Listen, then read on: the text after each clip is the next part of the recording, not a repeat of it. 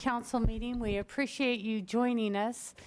It's always nice to have citizens that care about their community and come to participate in the government process. So thank you for being here. For the record, it is Tuesday, April 7th at 6 p.m. We'll start with roll call attendance. Madam Clerk. Thank you, Madam Mayor. Councilmember Cavanagh. Here. Councilmember Byrd. Here. Councilmember Roundtree. Here. Councilmember Borton. Here. Councilmember Zaremba. Here. Mayor DeVeard. Here. And Councilmember Mylum is absent.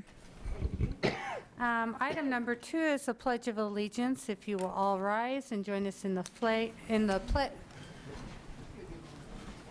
Allegiance.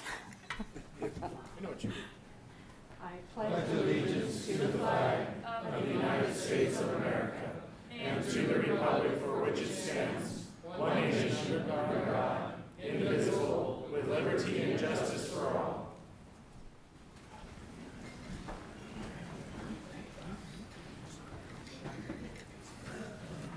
Our community invocation will be led by Nate Lacey. Nate is with the Parkview Christian Church. Nate, we'd like to thank you for joining us, and afterwards I will present you a City of Meridian pin for joining us. Very good. Thank you for being here. Thank you. I'm going to face this way or this way?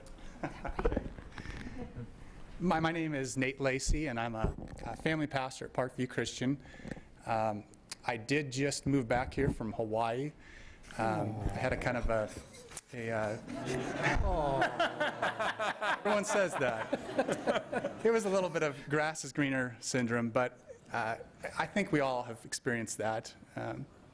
If you're a guy, it's the truck that you bought or the dress that you just purchased. But we have something pretty amazing here, and I moved back here because the people here are amazing.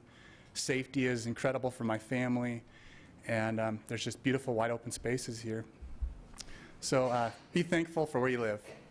If you'd bow with me, we'll thank God. Lord, you are amazing, and you give us wonderful blessings to each of us, and we can just be thankful for that. We just ask, Lord, that you would be in our hearts to apply the golden rule, the wonderful lessons that you've given us through this wonderful education that we get here in Idaho, and we just ask that you would help us to be mindful of our brothers and sisters here. Help us to use the minds that you've given us. As you've said, worship you with all of our mind and our soul, and we want to use that to be mindful of the God-given ability you've given us here. Help us to be respectful, to be mindful of all the blessings you give us here, including your Son, Jesus. We just pray that you'd give us wisdom and respect, but be with the leaders here. Help them to make wise decisions based around the beautiful people of Meridian, Idaho. We pray all this in Jesus' name. Amen. Amen. Nate, if I could give you a City of Meridian pin for joining us. Thank you. And please tell Pastor Jean he was missed. Thank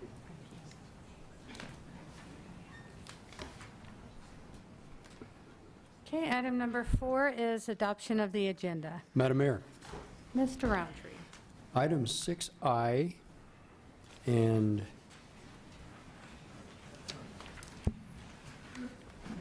6E have been requested to be vacated by staff.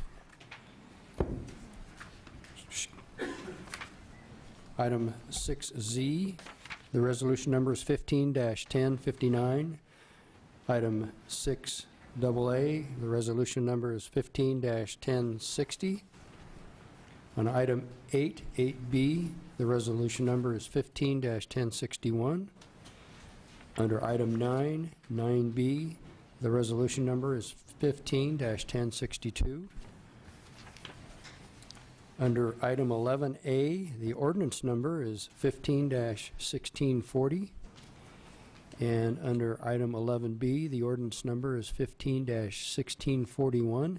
And with those additions, Madam Mayor, I move that we approve the agenda. Second. I have a motion and a second to approve the agenda as read. All those in favor say aye. Aye. All ayes, motion carried. Council, I'm going to head down to the podium to read a proclamation. Lisa, are you here? Join.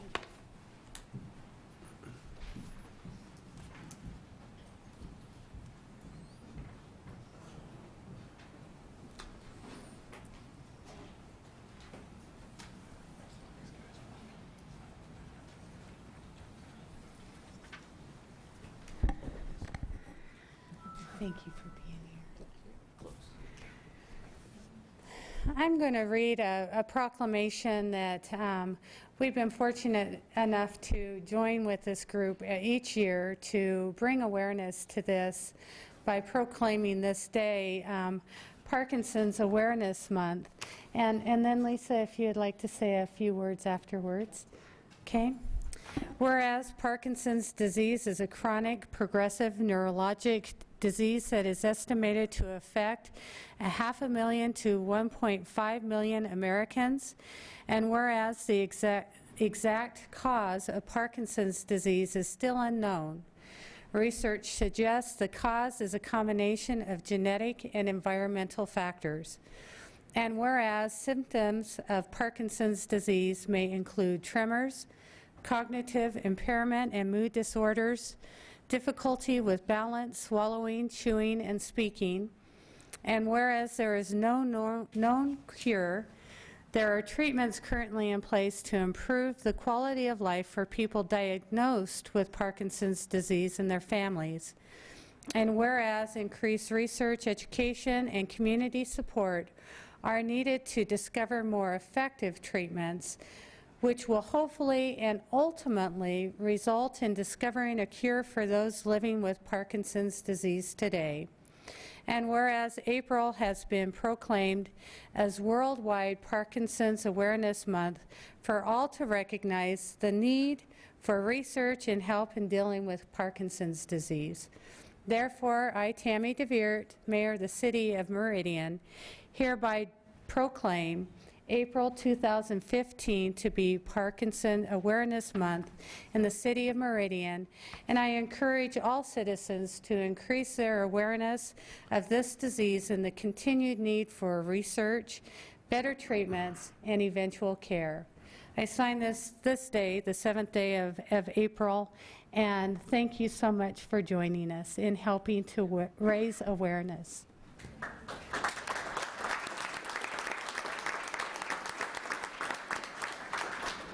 Thank you, Madam Mayor, members of the City Council. My name is Lisa Bain, and I am a member of the Parkinson's community here in Idaho and here in Meridian. We have a small group tonight, but we represent people who have Parkinson's, people who have loved ones with Parkinson's, and even in our medical community who are supporting advanced research to find a therapy and find a cure.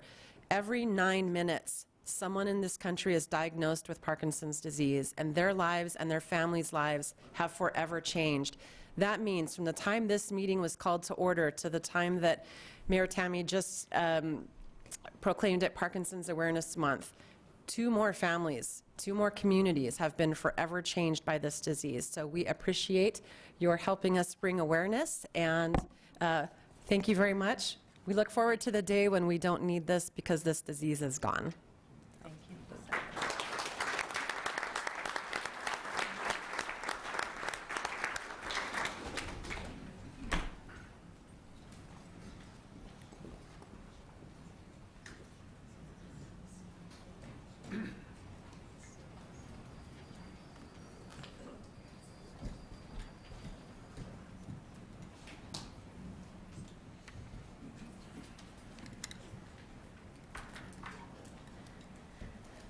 Okay, council item number 6 is our consent agenda.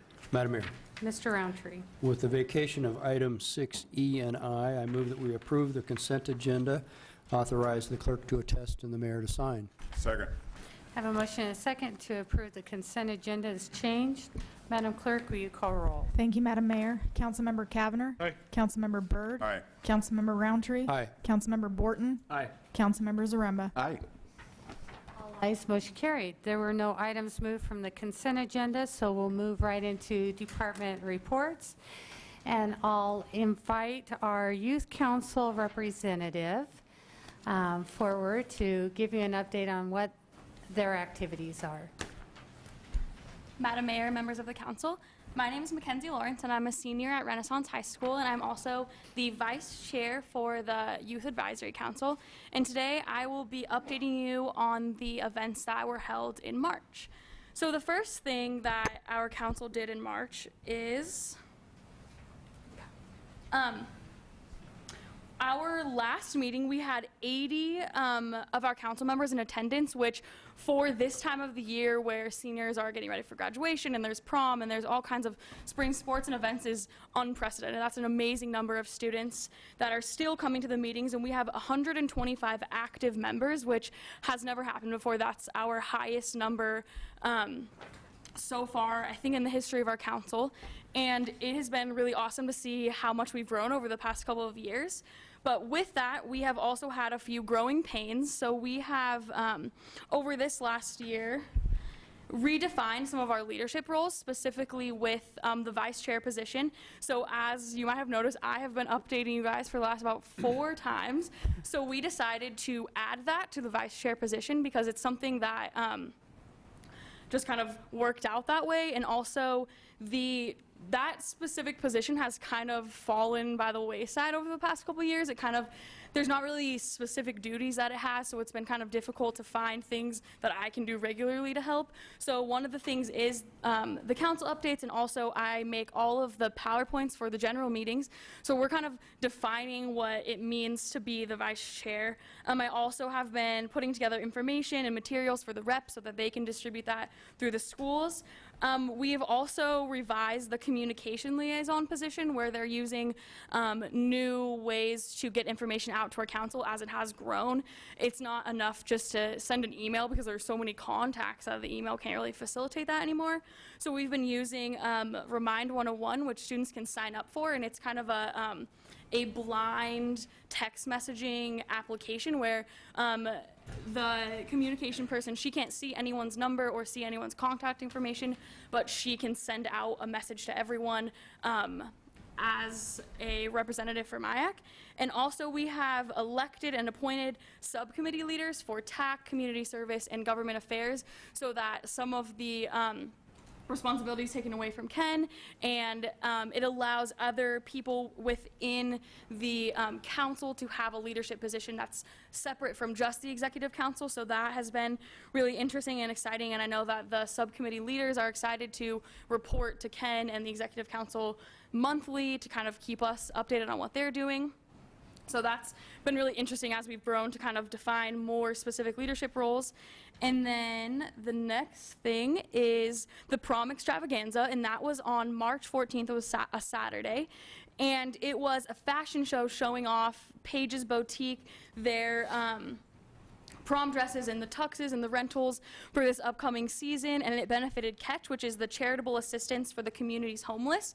And it really raised awareness of the importance of reaching out to the homeless in our community, and that it's an issue that we like to help, and it was a good way for our council to be involved in kind of a fun thing. You know, we all love to get dressed up and walk and have pictures taken of us, and we, I think, learned some really valuable lessons about the importance of awareness and community partners, and I think it was a really fun thing for our council to be a part of for a first-year event.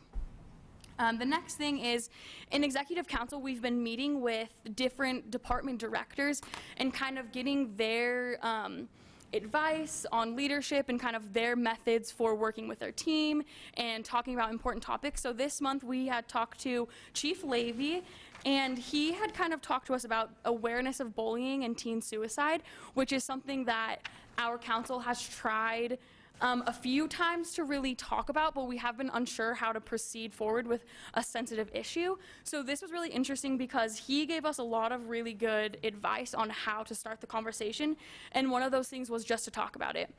We don't have to put on a grand event. We can just slowly start to talk about it with friends, with the family, with students we go to school with our council. And he also talked to us about caution, communication, and confidence. And this applies to a lot of different situations, specifically personal safety and internet safety. And it was really interesting for him to give us different tools to talk with the council and with our fellow students about the issues of bullying and teen suicide, because that's something that our council has expressed an interest in working with and kind of trying to start a community conversation about.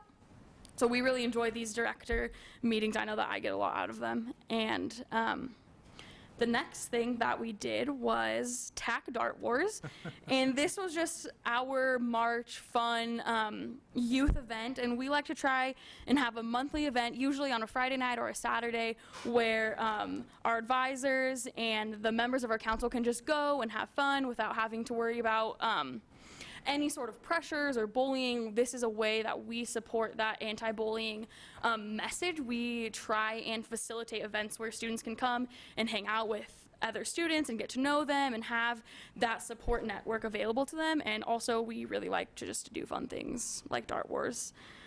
And then after that, we also like to do fun things in our meetings. We know that, I think everyone knows that meetings can get really dry sometimes, kind of boring when you're getting down to the nitty-gritty planning stuff. So about once a month, I would say, we try to have a guest speaker or a fun event that we plan and have an activity with the other council members. So for the March 30th meeting, we had Comedy Sports come and talk to us. And if you guys don't know about Comedy Sports, they've been an amazing partner with us. They come to any meeting we ask them to come to. They do a lot of really fun, sometimes embarrassing activities, but they also support our anti-bullying message, and they have a nobody cares about you kind of set of activities where it's like they get us to do all kinds of silly things, like you have to pick an animal and like walk around the room and make that animal noise, and like everyone has to make different noises to each other. And it's kind of the idea of don't be so preoccupied with what everyone thinks about you, because they're really not thinking about you. They're thinking about what they're doing, and to kind of just be comfortable with yourself by doing all these weird, funny activities that are also team building and fun. And in their actual performances, they do Comedy Sports. It's family friendly. They get penalized if they swear or if they make any sort of explicit reference. So it's kind of interesting seeing their family message, and they work really well with us, and they're so fun, and we really enjoy doing things with them. And then finally, tomorrow is April 8th, and it is Do the Right. So we have 5,000 Do the Right stickers. I'm sporting one right now.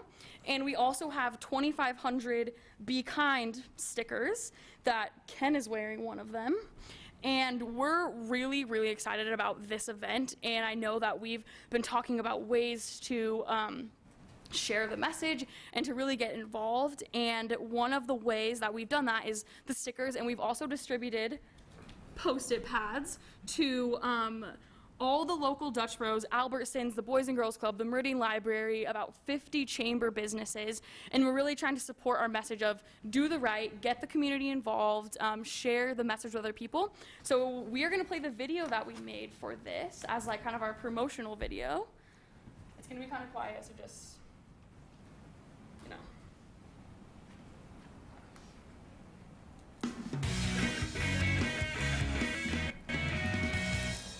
This week in Meridian, it's white.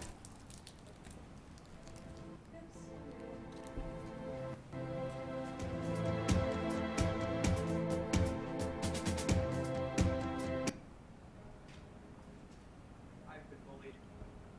I've been knocked down. I feel isolated from those around me. And we're not alone. Are you sick and tired of the negative? Our society has gone from community to community. It's time to focus on the positive, to come together as one.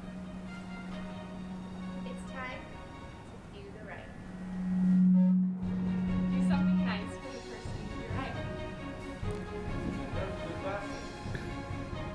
Or coffee for a coworker. Or a hug for a friend. Or meeting your neighbor for the first time. One day to make a change. Start a movement of compassion. One day to do the right. So for all of you, I have a sticky notepad and both of the stickers that we have gotten, and we as a council encourage you guys to participate and do the right. And you'll also see one of these fun little tokens, and these are called kindness coins. And it's from Ben's Bells, and what their message is that it takes about 5 people people to make just one of these kindness coins. And the idea is that not only are we spreading kindness in the community, but everyone's coming together to send that message. So by distributing these kindness coins, it's showing how the community comes together in events like this to really show how supportive everyone is of each other.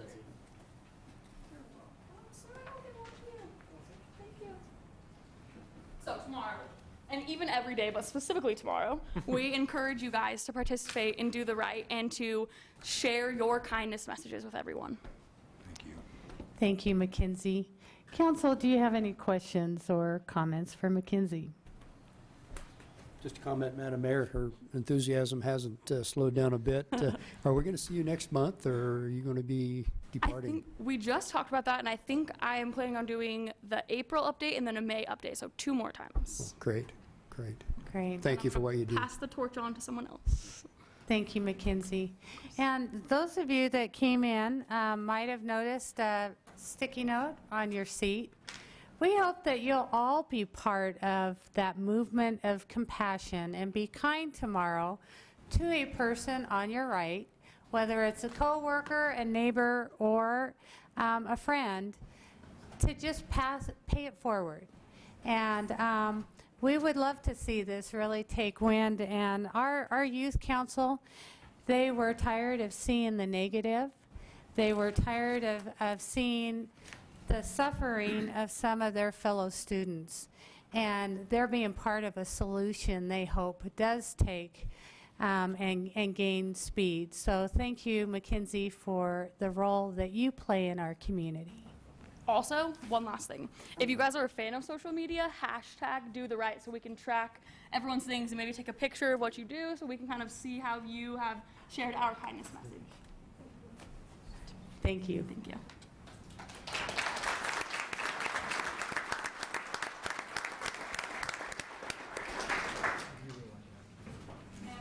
Mackenzie is just one of 125 kids that we get to work with. So that is our future.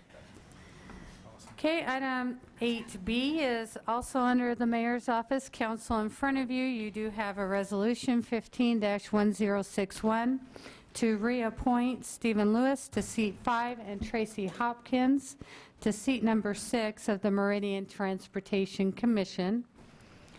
And I would entertain any questions. If not, I would entertain a motion to approve these appointments. Madam Mayor, Mr. Zaremba. with appreciation to the service that these two gentlemen have already given to Meridian Transportation Commission, I move that we approve Resolution 15-1061, reappointing Stephen Lewis to seat 5 and reappointing Tracy Hopkins to seat 6 of the Meridian Transportation Commission. Second. I have a motion and a second to approve item 8B. If there's no discussion, Madam Clerk, will you call roll? Thank you, Madam Mayor. Councilmember Cavanagh. Aye. Councilmember Byrd. Aye. Councilmember Roundtree. Aye. Councilmember Borton. Aye. Councilmember Zaremba. Aye. All ayes, motion carried. Item 8C is under Parks and Recreation Department, and I'll turn this over to Colin. Thank you, Madam Mayor, members of the council. I am here this evening at council's request, and I'm very appreciative of the request to pay respect to the businesses locally here who support our local events. And so, you know, I'll jump right into the first one. We're talking about Cable One Movie Night in Meridian. Cable One Movie Night in Meridian is coming into its 9th season this year. And it's become one of those events that, you know, it's every Friday in the summertime. People have kind of gotten used to it. It's become a family favorite, and we're very, very happy that it's been that. So movie night costs the city approximately $17,000 to put on. About 80% of that is covered through sponsorships from local businesses. The other 20% we are able to raise with concessions revenue. Obviously, sponsorships is the ticket. We need sponsorships to be able to put on this event, and so that's why we're here tonight to recognize those sponsors. And the first one has to be Cable One. They're the ones that are on the that are on the title of the program. They've been with us since day one in our 9th season. So Cable One, I just wanted to put them at the front just because you don't see a contract with them every single year, because we're in the middle of a 5-year contract with them. We're in our 4th year of our contract, and I just want to make sure that council knows that that contract is alive and well, that we are very much beneficial, mutually beneficial partners with Cable One. They did purchase our movie screen that we use for movie night, and then our partnership continues every single year. They produce our welcoming videos, and they also have a representative there that works with all of our sponsors, so that every single week I'm able to have a DVD with our welcoming video and all the sponsor commercials that are there for that week. And so it's a hugely beneficial service for the program. And after this contract is up at the end of 2016, I can tell you right now we will be pursuing another 5-year contract with Cable One if it's amenable to them, and I hope that it is. We were going to have a representative from Cable One here tonight, and we may, and if you'll bear with me for a moment, with the fantastic audience that we had tonight, I was really not able to connect with her. And so if you don't mind, Cheryl, were you able to make it? Thank you so much for coming, Cheryl. I appreciate it.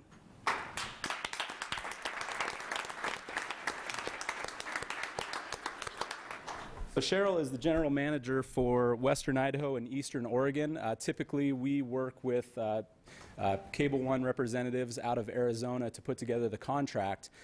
Cheryl, I have not had a chance to meet Cheryl before. We work fairly limited basis with the representatives here in the Treasure Valley, except for with Cable One Advertising, who we work with very closely every year. So I'm very happy that Cheryl was able to make it tonight.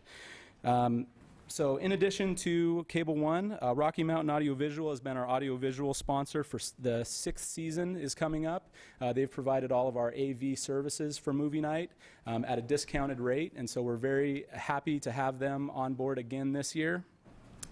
St. Alphonsus Meridian Health Plaza is one of our presenting sponsors, and this is going to be their 4th season as a presenting sponsor, 7th season total as a sponsor. They were a single night sponsor before that, and so very excited to have St. Alphonsus Meridian Health Plaza back as a sponsor again. They've obviously been here, one of the longest supporting businesses.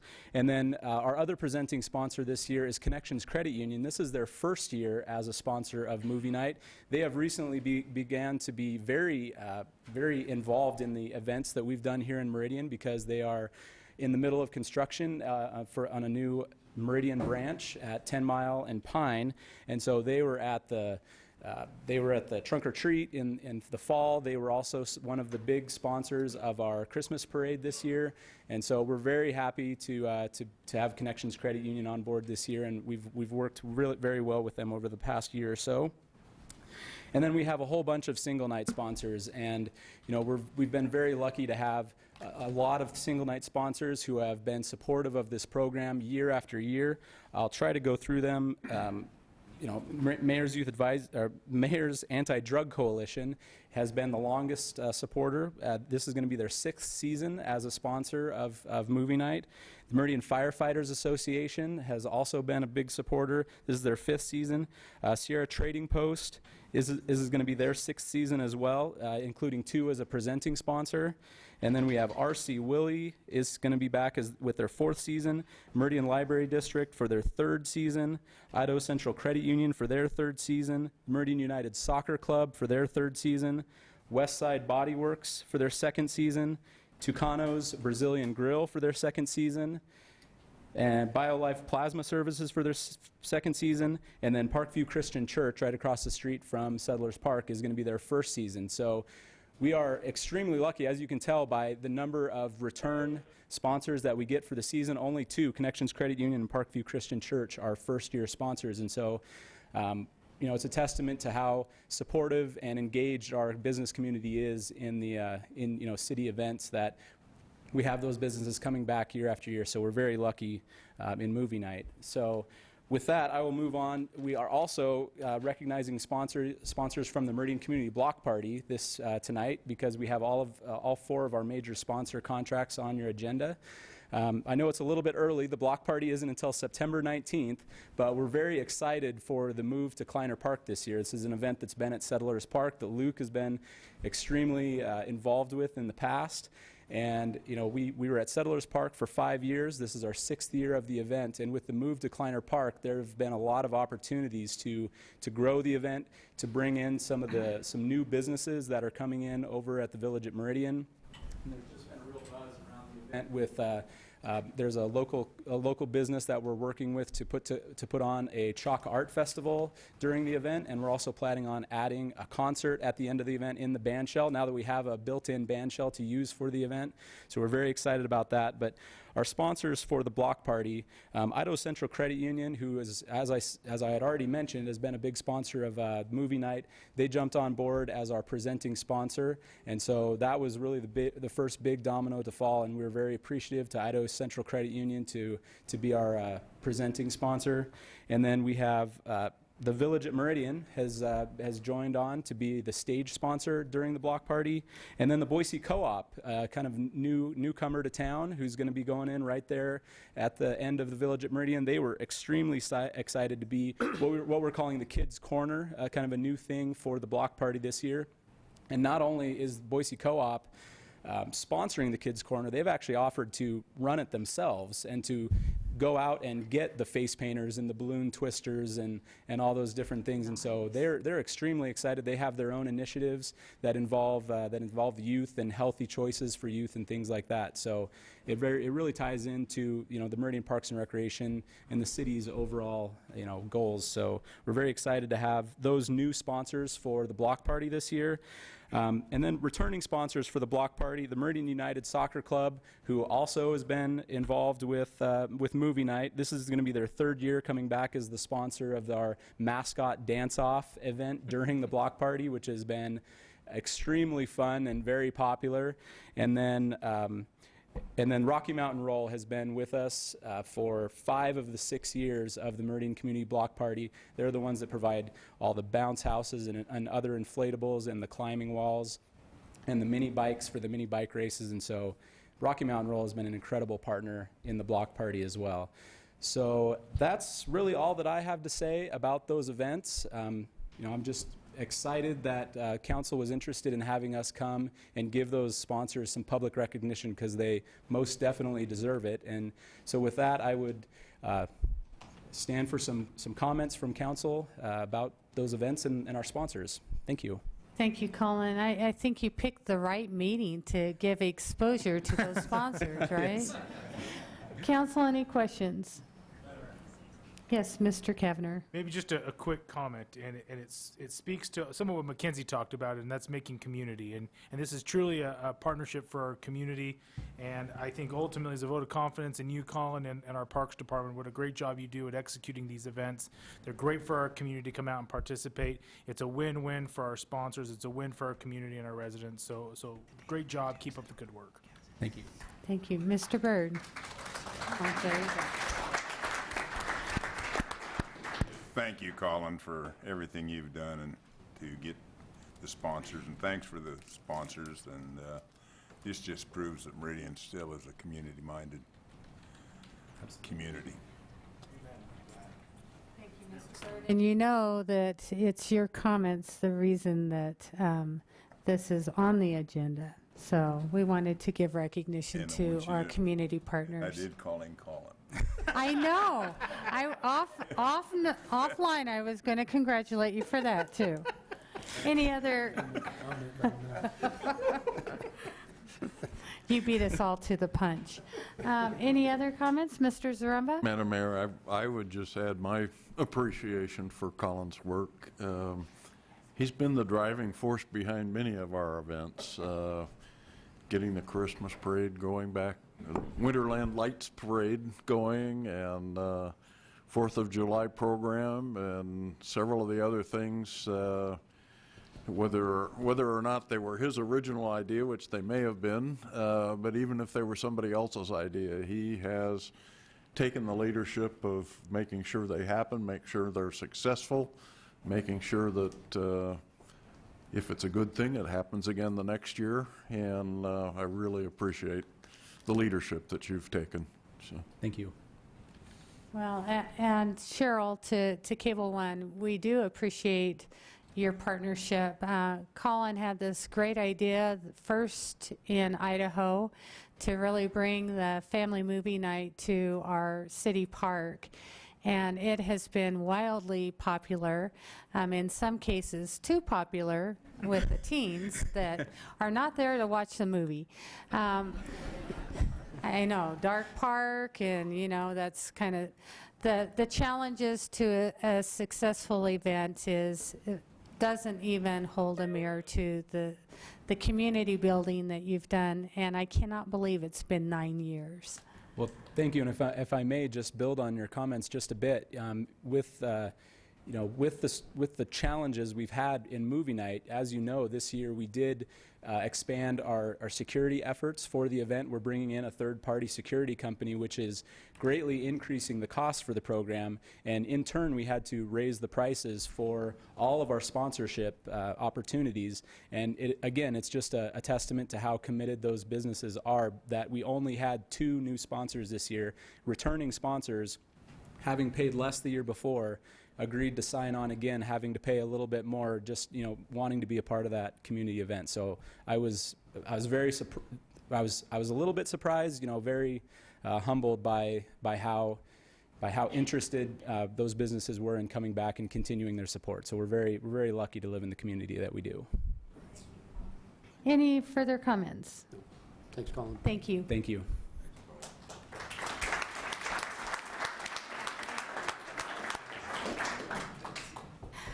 I think all of you are doing the right tonight with this applause. I think it's great that you recognize the efforts of our employees and what they do to make a difference. Thank you. Item 9A is a public hearing under action items. And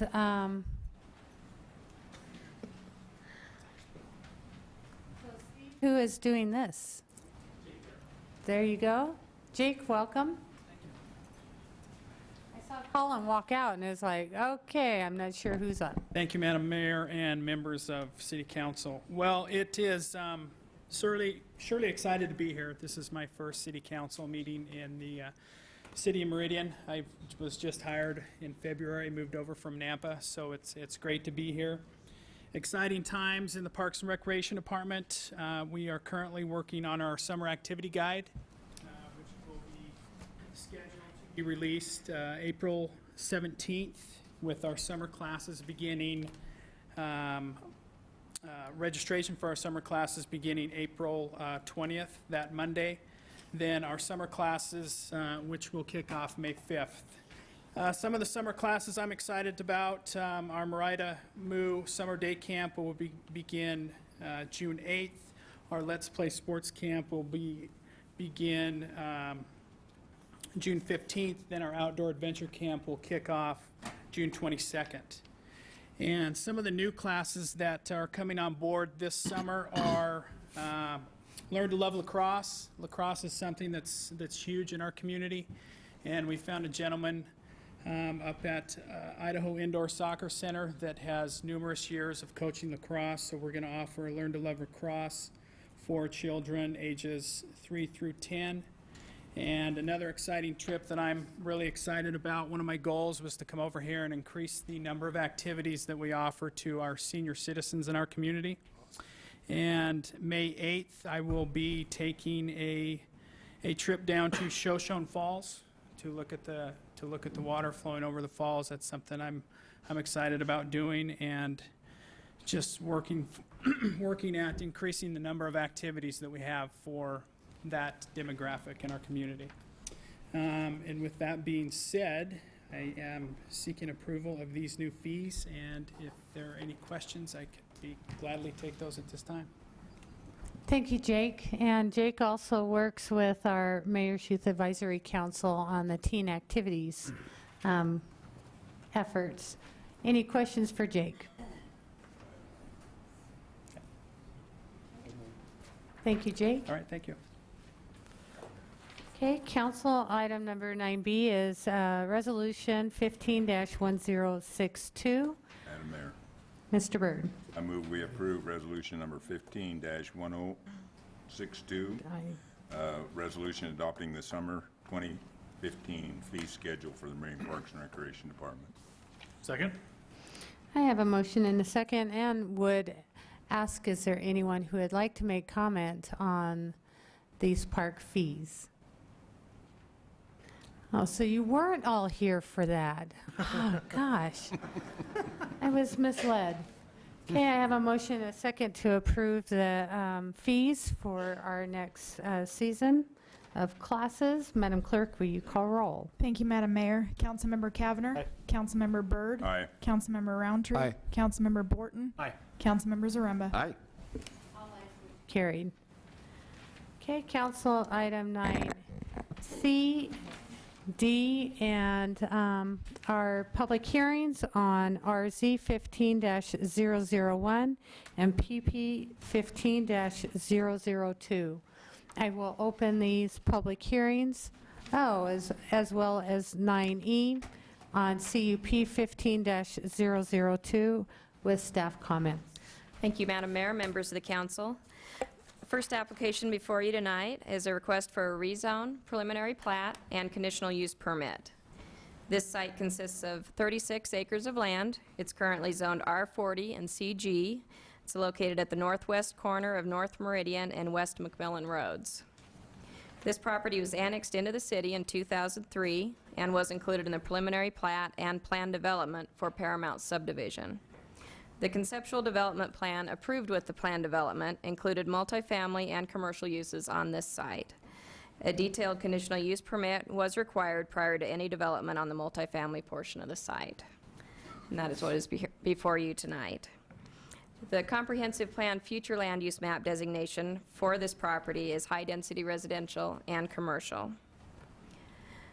The rezone request consists of 5.05 acres of land from the CG to the R40 district and 3.37 acres of land from the R40 to the CG district, increasing the overall R40 area by 1.68 acres. There's a detail on the screen there that shows the proposed rezone areas. The applicant states that the northeast 6 commercial lots, these right here, may develop with multifamily residential uses in the future if market demand is insufficient to consume the available commercial property at the corner. In this case, a new conditional use permit would be required for a multifamily residential development on that portion of the site. Staff is not recommending a new development agreement or amendment to the existing development agreement with the rezone, as the proposed development is consistent with the previously approved concept plan. The preliminary plat consists of 28 building lots, a total of 28 lots consisting of 1 building lot and 5 common lots in the R40 district and 22 building lots in the CG district on 36.04 acres of land. All of the lots comply with the dimensional standards of the applicable zone. Landscape street buffers are required along all collector and arterial streets and along local streets within the CG district. 4 public street accesses are proposed for this development, 2 via McMillan, as you see here where my pointer is, and 2 via North Meridian Road, both arterial streets. Additionally, 2 driveway accesses are proposed, one here and one here.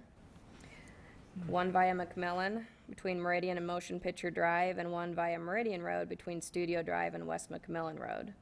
These driveways are restricted to right-in, right-out. Because the UDC limits access points to arterial streets in an effort to improve safety, staff recommends access to the site is limited to the public street accesses, and the driveway accesses are removed. Approval of the accesses as proposed requires City Council approval of a waiver to UDC 11-3A-3. ACHD did deem the proposed layout will provide a good split of vehicular traffic in all directions within this development and approved the access points as proposed by the applicant. ACHD did not require a traffic impact study for this development, as they reviewed and approved this site in 2003 as part of the original Paramount preliminary plat and plan development, and the proposed density is substantially the same. There are 3 existing stub streets from Cedar Creek and Paramount subdivisions to this site that will be extended and connect to Studio Drive. A detached sidewalk exists along the entire frontage of North Meridian Road and along a portion of the West McMillan Road frontage. The remainder of the sidewalk along McMillan is required to be constructed with the first phase of development. Detached sidewalks are also proposed along the public streets within the development. A conditional use permit is requested for a multifamily development in an R40 zoning district as required by the UDC and the previously approved plan development. The development is proposed to consist of a total of 280 dwelling units within 4 two-story, 16-plex structures fronting on a pedestrian corridor at the center of the project, and 9 three-story, 24-plex structures containing a mix of 1, 2, and 3-bedroom units. The previously approved plan development for Paramount anticipated a total of 270 apartment units at a density of 18 units per acre. The reconfigured R40 area with 280 units results in a comparable density of 17.9 units per acre. The applicant is required to comply with the specific use standards for multifamily developments listed in the UDC, which include requirements for private usable open space, common open space, and site amenities. And this is a copy of the original conceptual development plan that was approved with the plan development for Paramount. It depicted multifamily residential here and then commercial right on the corner. Building elevations were submitted for the 2- and 3-story multifamily structures and the garages, as shown. The garages are these units right here. Building materials are proposed to consist of a mix of horizontal and vertical siding with stone accents. Final approval will take place with certificate of zoning compliance and design review application. Staff finds the proposed development is consistent with the planned development previously approved for this site, the zoning, and the comprehensive plan. The Commission recommended approval of the subject applications.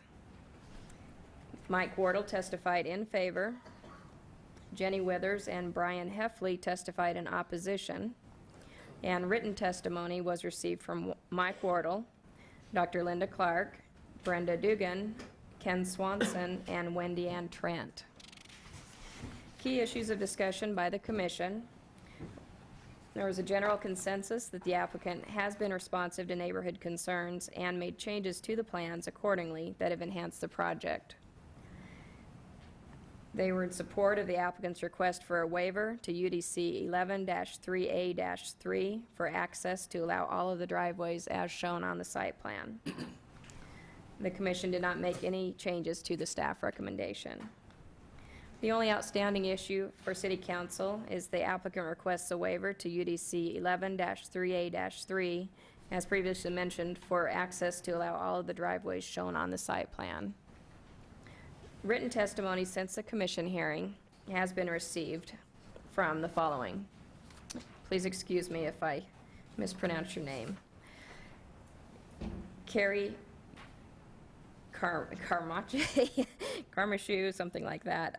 Bob Cooper, Brian Heffley, Frank Brannon, Michael Arnold, Chris LaPeters, Greg Reynolds, Aaron and Dew Ebright, Sally Reynolds, Alan Riddle, Carrie Payton Jenkins, Cheryl Tinbrink, Becky and Eric Phillips, Carol and Joe Davis, Lisa Wood, Wendy McKinney, all of which are concerned with traffic, and they request a new traffic impact study to replace the one done in 2003 with the original Paramount development. A letter has been received from ACHD in response to the request for a new traffic impact study. In short, ACHD did not require a new study as the proposed development substantially complies with the concept plan and density approved for this site in 2003. The city also received another note from Dr. Linda Clark with the West Ada School District stating that the West Ada School District rezoned Paramount Elementary to accommodate the growth from the proposed subdivision. Middle and high school growth will be accommodated by the boundary changes for the new middle school and expansion of Meridian High School. Staff will stand for any questions council may have. Thank you. Council, any questions for staff at this time? Not this time. None right now. Okay, would the applicant like to make comment? And just because we have probably some new people here, we have the applicant give comments for 15 minutes. Then we'll accept testimony at 3 minutes each, and they will have concluding remarks up to 10 minutes. The applicant, yes. Thank you.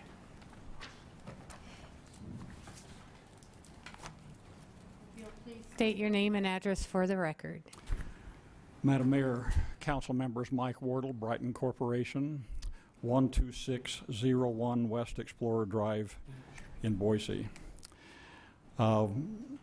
Sonia made it quite easy, and I'm not going to take 15 minutes because she has covered the basis very, very well.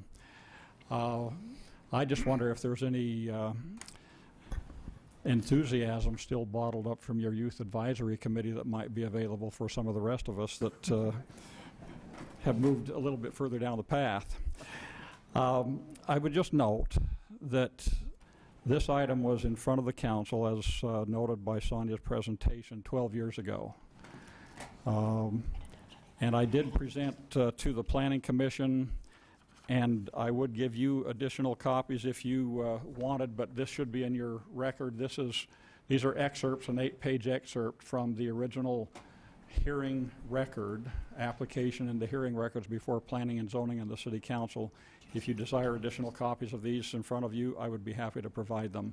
But this simply shows that 12 years ago, all of the issues that are in front of you this evening relative to apartments on that specific site and the commercial uses were considered and approved. And in all cases, they were clearly called out as apartments. At that point, it was estimated to be a 270-unit project. It is 280, but it's still within and slightly below the densities approved in 2003.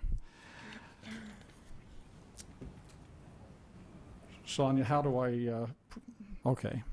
Sonia showed the existing zoning. The next slide then shows the changes that were made through this application, where a few of the acres, 3.37 specifically from the the R40 zone will be rezoned to commercial, and 5.05 acres of the commercial ground will be rezoned to R40. Even with that additional 5 acres of ground, we're still talking about 10-unit increase in the density.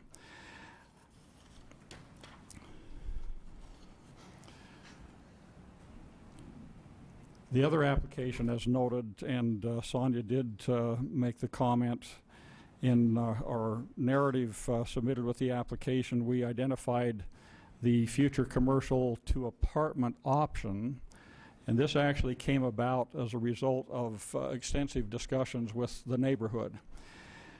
We had our first neighborhood meetings in April of last year, and it was pretty obvious that there were a lot of concerns.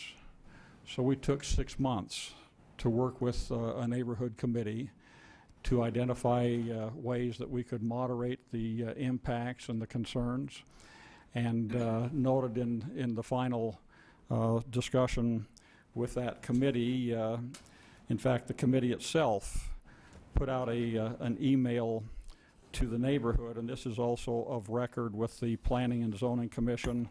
This should also be in your council packet. They specifically noted that Brighton converted a portion of the land for the apartments to commercial or high density.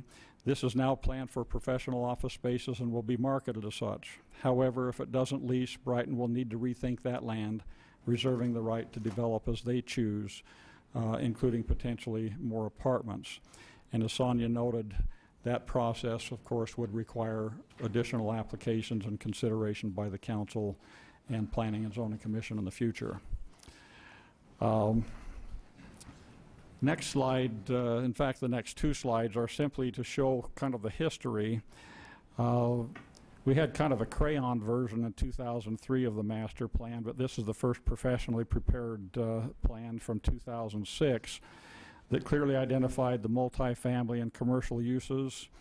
And the current, the next slide shows the current version that's on the Brighton website today that still carries that multifamily, residential, and commercial designation. During the discussion at the Planning and Zoning Commission, there was a lot of concern about impacts on schools, and we appreciate Dr. Clark's restatement of the fact that those issues were addressed at the original point of approval. Brighton's initiatives over the course of this 12-year period include helping the school district acquire the high school site at a discounted price. The elementary school site was donated to the district. Then there are some yellow and red designations that show intersection and sidewalk improvements that were done because in 2007, Brighton initiated joint development agreements with the Ada County Highway District to improve both the Linder-McMillan and Meridian-McMillan intersections to their full eventual capacity. And then there was, we also constructed a sidewalk along Meridian Road from Producer Drive to the north down to the intersection so that the students going to the middle school would be able to traverse that area safely. And of course, then the Highway District did put in a crosswalk signal that also activates in that vicinity.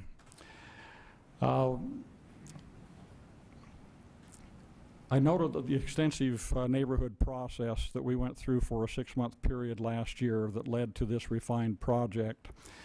I would also note that the amenities being provided in this project really addressed a lot of the concerns. There were issues about would the people in this facility be utilizing facilities in the single-family community at Paramount. There are actually 2 playground areas. There will be a clubhouse, a pool. There is, in fact, a pedestrian corridor that will connect the existing single-family community through the apartment site between 2-story, 16-unit buildings to the commercial area that would enable at least pedestrian access if people choose to do that. So the 2 arrows reference the views that you'll see on the next slide. The first, the pedestrian boulevard, as it's identified in some of our submittals that show how people would be able to go through that area. There would be only one drive aisle that would be right at the front of that slide that people would have to cross, and they would then reach the back of that project at a public street. The second view down below, excuse me, back one, Sonia, shows the setback and buffer elements of the 3-story units behind the garage structures. And I would note that the landscape plans and the details that we have provided to that are in the record indicate a significantly greater buffer and landscaping than depicted in this particular rendering, but it shows how visually buffered those taller structures are, those 3-story structures specifically. The next slide is references the only item that the council would be the driveway access waiver that we have requested, that ACHD has approved, and that was recommended by the Planning and Zoning Commission. You'll see that in the improvements that we did in 2007 with the Highway District, there are 2 access points created on Meridian Road and on McMillan. Both of those, well, the one on McMillan will have to shift just slightly in order to meet the dimensional separation that ACHD would like to include now, but essentially those were accommodated in the original improvements of that intersection. So we would again request the council's approval of that waiver. And finally, in summary, we just note that from the very beginning of this project, the apartments have been a significant component, as has the commercial. All of our public documents and marketing renderings have clearly identified those uses. The traffic study that was submitted in 2003 and approved by the Highway District accounted for those densities and uses. Brighton's initiatives have provided for schools, enhanced pedestrian safety, and transportation system improvements. And I think most important is the fact that Brighton did respond to neighborhood concerns. And in the changed plan that was formally presented for hearing, the density was reduced significantly. The elevation and scale of the buildings was softened and moderated. And so, Madam Mayor, council members, because the proposal is consistent with the plan from day one, and because the traffic issues addressed are the same as identified and considered by the Highway District from day one, and that Brighton has in fact accelerated some of the long-term solutions by the improvements that have been made to the intersections, and because the project is in full compliance with the Paramount Plan and agency requirements, we respectfully request that the council approve the proposed zoning modifications, the preliminary plat, and the conditional use permit for the apartment building, along with the access waiver. And if there are, I would be happy to answer questions. Thank you. Council, any questions? I have none, Mayor. I have none, thank you. Okay, thank you, Mike. Thank you very much. Okay, I do have a few people that have signed up. When I read your name and what you checked on the sheet, if you would like to provide testimony at that time, I will invite you to come forward. David McKinney signed up against. Okay.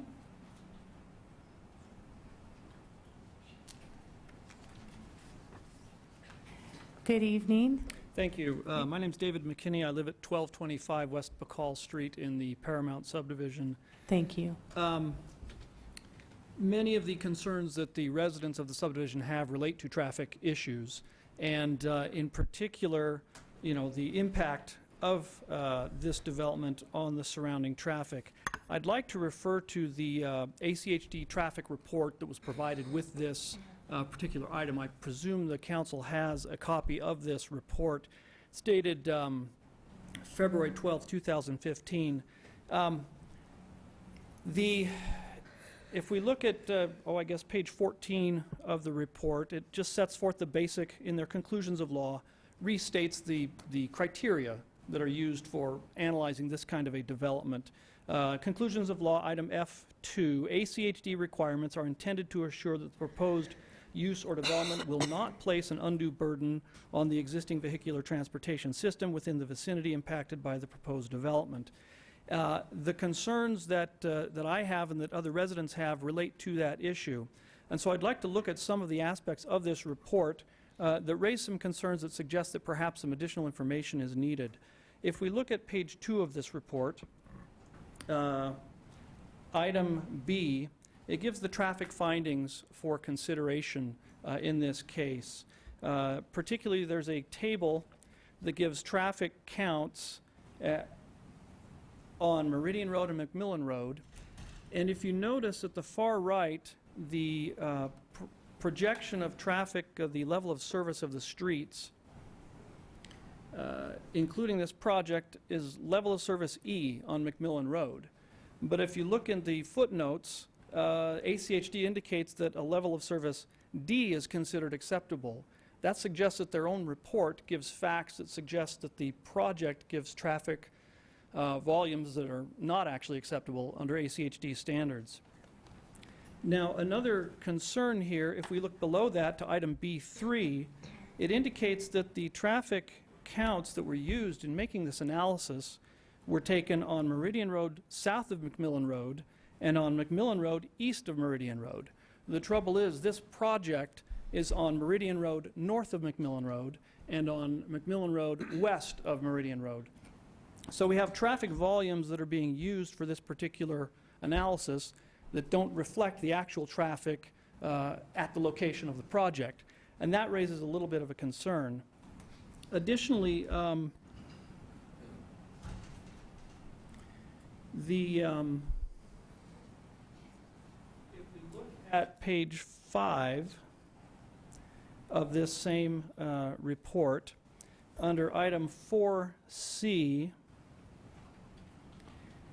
it indicates that the applicant is proposing to construct detached sidewalk on McMillan Road and is proposing to widen the pavement and construct vertical curb and gutter. Then below, in item D, it indicates the applicant should widen the pavement to a minimum of 17 feet from center line, plus a 3-foot wide gravel shoulder. This item simply is one thing that's unclear, whether that is exactly what is happening or not, and I would request some clarification from the applicant on that matter. Mr. McKinney, I'm sorry, I'll have to ask you to summarize your testimony. Okay, thank you. Basically, the inconsistencies in ACHD's own report suggest that additional information is needed on the traffic issue. In fact, the traffic impact study that was done in 2003, one lingering question is simply, have all the assumptions that were the basis for that report been actually considered to see whether reality today is consistent with those assumptions? And if not, that would suggest that a new traffic impact study is needed. Thank you very much. Thank you. Council, any questions for Mr. McKinney? I have none. Okay, thank you. I had Barbara and Simon Hemmel. Barb? We must have signed the wrong. Okay, that's understandable. That's okay. Thank you. Becky Barnes signed up against. Good evening, Becky. If you'll please state your name and address for the record. My name is Becky Barnes, and I live at 4471 North Kiley in the Cobblefield Crossing subdivision. Thank you. Can you hear me okay? Okay. First of all, I want to thank you and I honor you for your service. I come to you tonight not really prepared, but I do want to speak from my heart. I have had contact with Mr. Wardle. I've worked with him on trying to get sidewalks on McMillan. I am very concerned about the traffic on McMillan. I have testified before the Transportation Commission. My main concern is, along with the traffic, is the safety of our children. But with this reason, I come with the safety of our children, but not only that, with the building of all these apartments, we will have additional enrollment in our school. I've used this chart before. We have enrollment. I have the enrollment in the big numbers last year.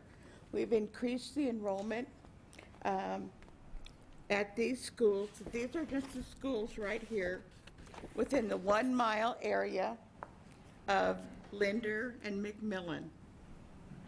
Schools in Meridian are already overcrowded. If you add 280 additional units, and they've already been said that there are going to be 1, 2, and 3 bedroom, that tells me that there's going to be additional children. Just guessing, but I think there's going to be kids in those 3-bedroom apartments. Paramount is going to be building another section directly across from Cobblefield Crossing. It's 60 acres. Now, logic tells me that those 60 acres are going to have houses in them, and in those houses, they're going to be 2, 3, 4, maybe 5 bedrooms, and there's going to be kids in those. Now, with that, guess what? Those schools in that area are going to grow and grow and grow. What are we going to do about it?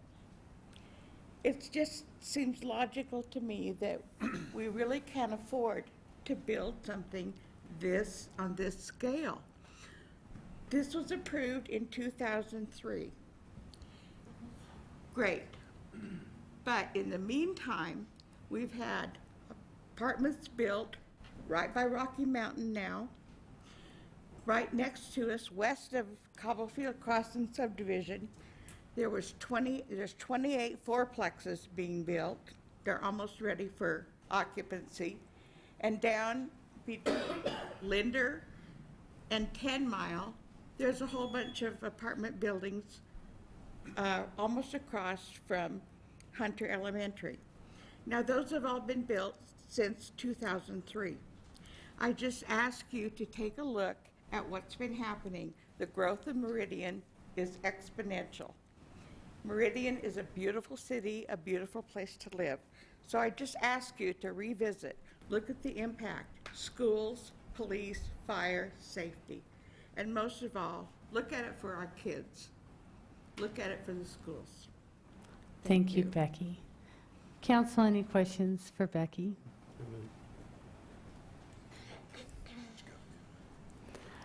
Becky, we'll need your poster because it's now part of public testimony.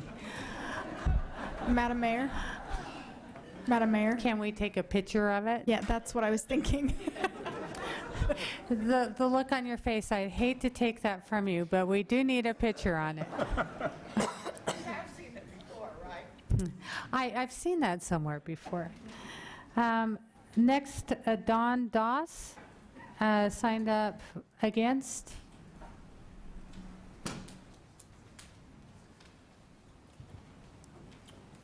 Good evening, Don. If you'll please state your name and address for the record. Don Doss at 381 West Dreyfus, Meridian, Mayor Tammy, City Council. I wasn't prepared to speak this evening, but I'm a property owner within the Paramount subdivision, and I have attended several meetings in which Brighton outlined the proposal on the original 280 apartments, and I have been in contact with several other concerned property owners concerning the rezoning that is before the City Council this evening. I'm going to make this as brief as possible. I don't pretend to hold any weight within the community at which I live. I am speaking as an individual, and it was brought to my attention after the fact that Brighton used an email that I had sent to David Turnbell as a recommendation for the original 280 units. And in that email, it was certainly not any formal recommendation. I was speaking for myself, and it was a way, that email was strictly as a thank you to David for allowing our concerns to be heard, and they were addressed subsequently. And this evening, I would appreciate the council taking into consideration everything that has come before the board in relationship to the request for this zoning from commercial to the R40. We do have major concerns with the density that is currently planned for future developments within Paramount, as well as the traffic study, which is under consideration now. And when I say under consideration now, by virtue of having it proposed this evening. And without further ado, I would really appreciate some further consideration in this regard, because this proposed additional rezoning, and this is only the start of what is going to happen in that particular subdivision, as there are other major parcels concerned that are going to be proposed in front of the board at some future date. And without some consideration as to the density that we're faced with, the width of that street between the Paramount subdivision and McMillan and Meridian Road, that our children are going to be in danger of just walking down that street to get to the school. And we'd really like some relief and really some discussion amongst you all. Thank you. Thank you. Elena, and I don't know the last name, but signed up against, begins with an H, I believe. Okay, so at the end of this, if I didn't call your name and you might be on here, I will still invite you up. Amy McPherson. Thank you.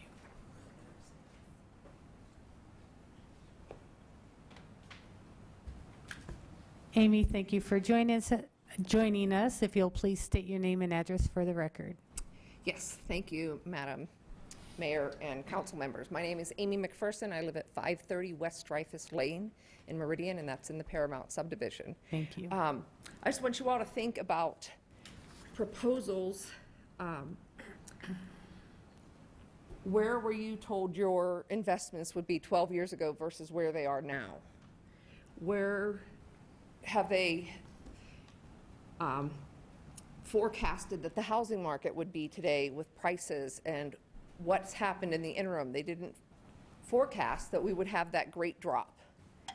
So I am very grateful that Paramount and Brighton has heard our concerns about the elevations and some of the other things, and that they have added the sidewalk. I appreciate that, as I have two sons that get themselves to and from the middle school on Meridian Road. But yes, they may have fulfilled the legal requirements of this study 12 years ago, but that was based on what they thought might happen. And there are so many housing developments that have come up beyond that. It was farmland 12 years ago. And so I would really like them to be asked to do that again, because we all know that things change over time and we can't accurately predict. And that is a significant time period in the development of the city of Meridian. If you look at what your population was 12 years ago versus what it is now.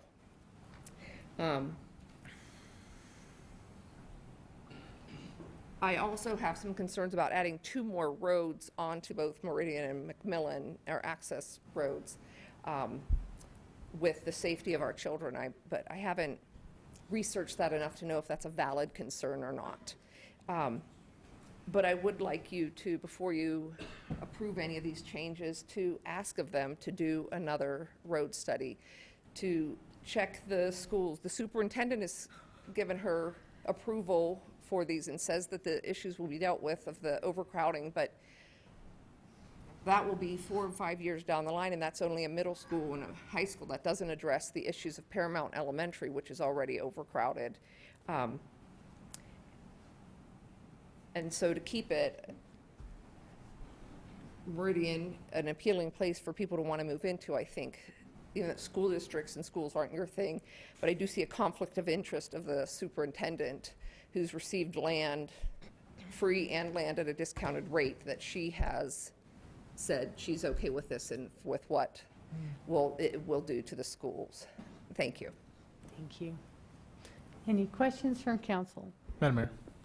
Yes, Mr. Kavner. Brief question. Becky, thanks for your testimony.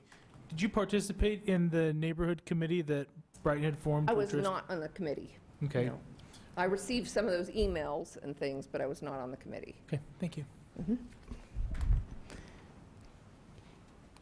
Is there anyone else who would like to provide testimony on this application?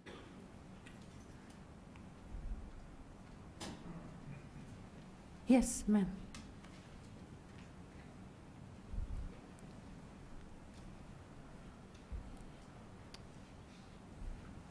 Good evening. If you'll please state your name and address for the record. Sally Reynolds, and I live at 1166 West Bacall Street in Paramount. I actually previously just lived at 472 Dreyfus in Paramount. So I have owned 2 homes in Paramount, and it's been a wonderful place to live. We've enjoyed it. We've enjoyed the neighborhood and the surrounding areas, and my children have enjoyed also attending the schools. So we lived in Meridian for 8 years previous and moved to Seattle for 4 and came back because we loved it so much. So it's been a wonderful city to live, and I thank you all for your service. I'd just like to echo the concerns with Mr. McKinney with the traffic findings. I did also send an email to ACHD asking them to please do another traffic impact study. And the email that they sent back, I even replied to that because I said, well, let me just do some clarification. So a study from 2003 you're stating is still valid now. I haven't received clarification from them on that yet, but as Mrs. McPherson said, I just find it hard to believe that something 12 years ago, when things have changed so much in Meridian with our growing community, could be valid as of today. Also, it concerns me that those traffic findings were not in the correct location where it is. I do have a middle schooler that I drive every morning. And you know, middle schoolers, I mean, they're wonderful, but that bus service that was from Heritage into Paramount has now stopped. And during the winter months, many parents have chosen to drive their children. Now that I am 1.3 miles away from Heritage, and my son does still need to get to Heritage, and he's carrying a saxophone and a large backpack. I have decided to drive him during those winter months, and I can tell you that that traffic is insane. There's no other word for it right now, and you know, people are crazy trying to get to work and trying to get their kids here and there, and I am worried about the extra 2 access points and the created congestion that's going to be, especially as cars already line up all the way through that light. So the traffic would be my concern. Also, the enrollment issue. I also echo the concerns about our superintendent, where she has expressed that this would not create a lot of overcrowding in our schools. And I'm sorry, I don't remember her name, that stood up with the chart that shows that the numbers show otherwise. So I just would urge the council, if they would look at those numbers, look at those findings. I think that there is a great value in analysis, and that these numbers do bear out the residents' concerns, and I thank you for your time. Thank you. Is there any further testimony? Yes, ma'am.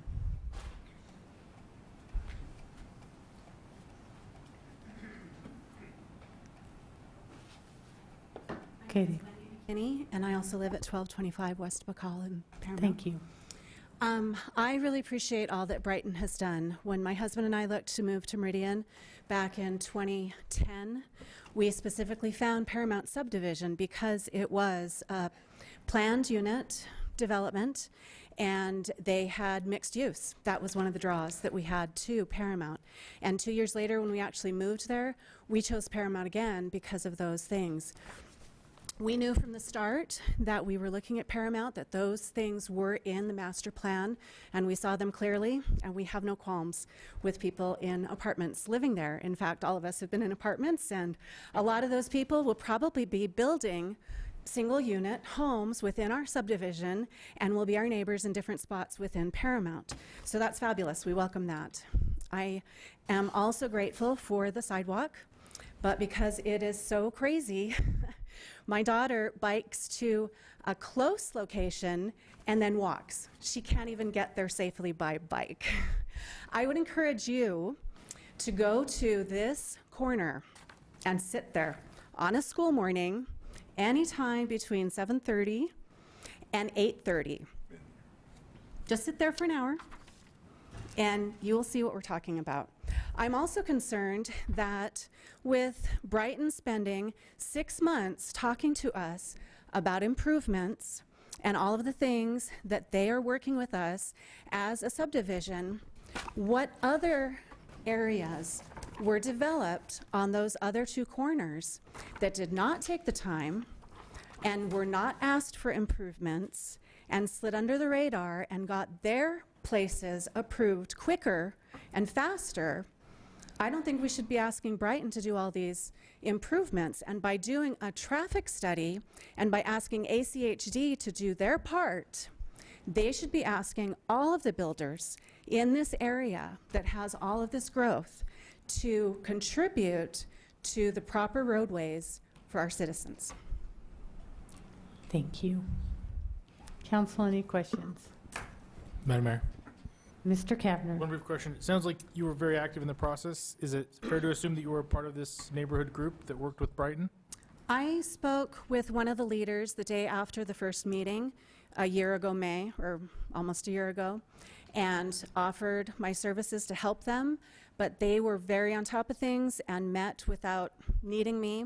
But when my husband and I went to the Planning and Zoning Commission meeting a month ago, we were alarmed that some of the rezoning that took place there would give them the possibility of doing many more apartments at a higher density than the R18 all the way to the corner. And that's an open issue. And we'll have another meeting to discuss that. But that's when my husband and I jumped in and started participating a little more fully. Follow up. You made a comment that intrigued me, and that's that your daughter doesn't feel safe to bike all the way to school. Would you mind elaborating what you mean by that? There's too many bikes. She'd get knocked down trying to bike to school with other bikes. Thank you. I appreciate that elaboration. Wow, I don't think I've ever heard someone say too many bikes in Meridian. Never heard that. Actually, I think that's awesome. My daughter went to Heritage Middle School, so I certainly have driven those roads. Any further testimony? Okay, Mr. Wardle, would you like to come back and have your concluding remarks and address some of what we've heard?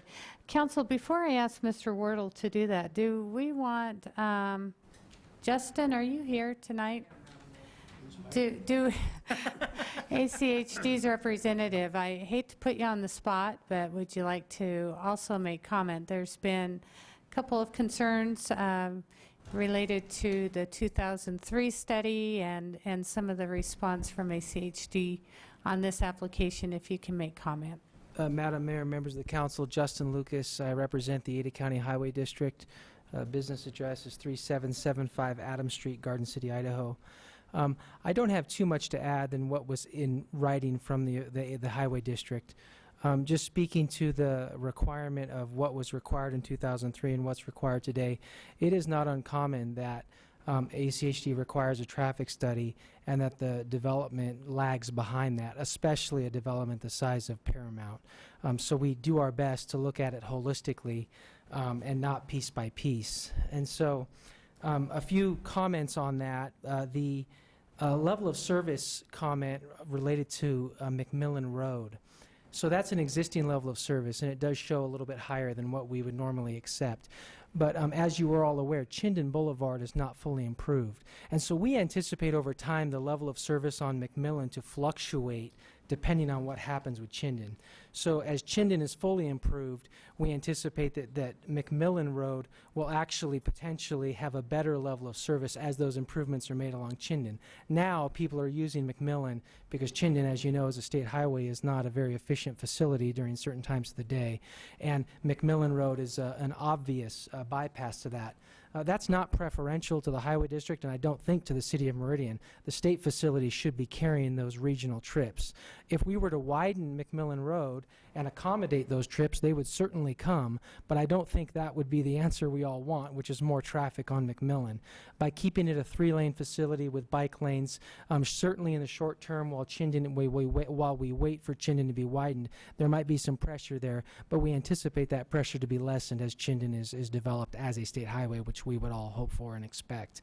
So I just wanted to speak to that one point, which I did here.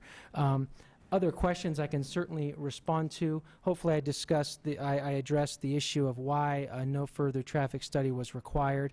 The main reason being that the densities and the land uses and the zoning that was anticipated in 2003 has not changed in any significant manner, and the traffic counts and all the other things that are happening out there show that what was anticipated is what is happening. The school issue, now that one is a very specific issue, and ACHD works very closely with the school districts to try and mitigate those issues as best we can. But anytime you have a middle school located basically on the corner of 2 arterial roadways, you're going to have these kinds of issues. And ACHD does not control where the school district locates their schools.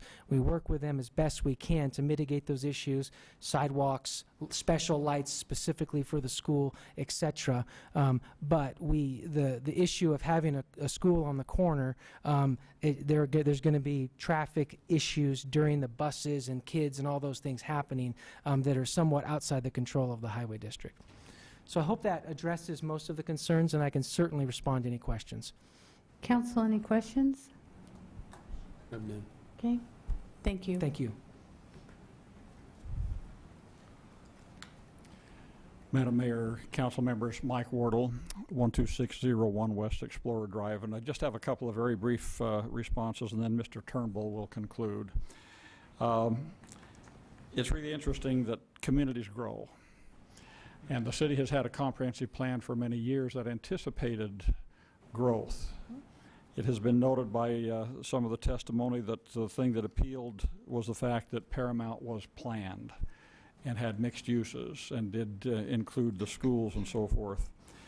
We would have to assume, and we can't take the responsibility for other development that occurs within the vicinity, but those all also occurred within the context of the city's comprehensive plan and planned densities. And so ACHD and its Encompass in their long-range planning anticipate those and project the types of facility improvements that are needed. We should just comment to Mr. Doss that we did not include his comments to note endorsement. We included them to simply show process of how we took time to work with the neighborhood and how he and others expressed acknowledgement of that effort. One other concern expressed about the time of school drop-off. School drop-off peaks are quite different from commercial peaks. The commercial activity will occur at times of day that are quite different from what the drop-off period would be. And then with regard to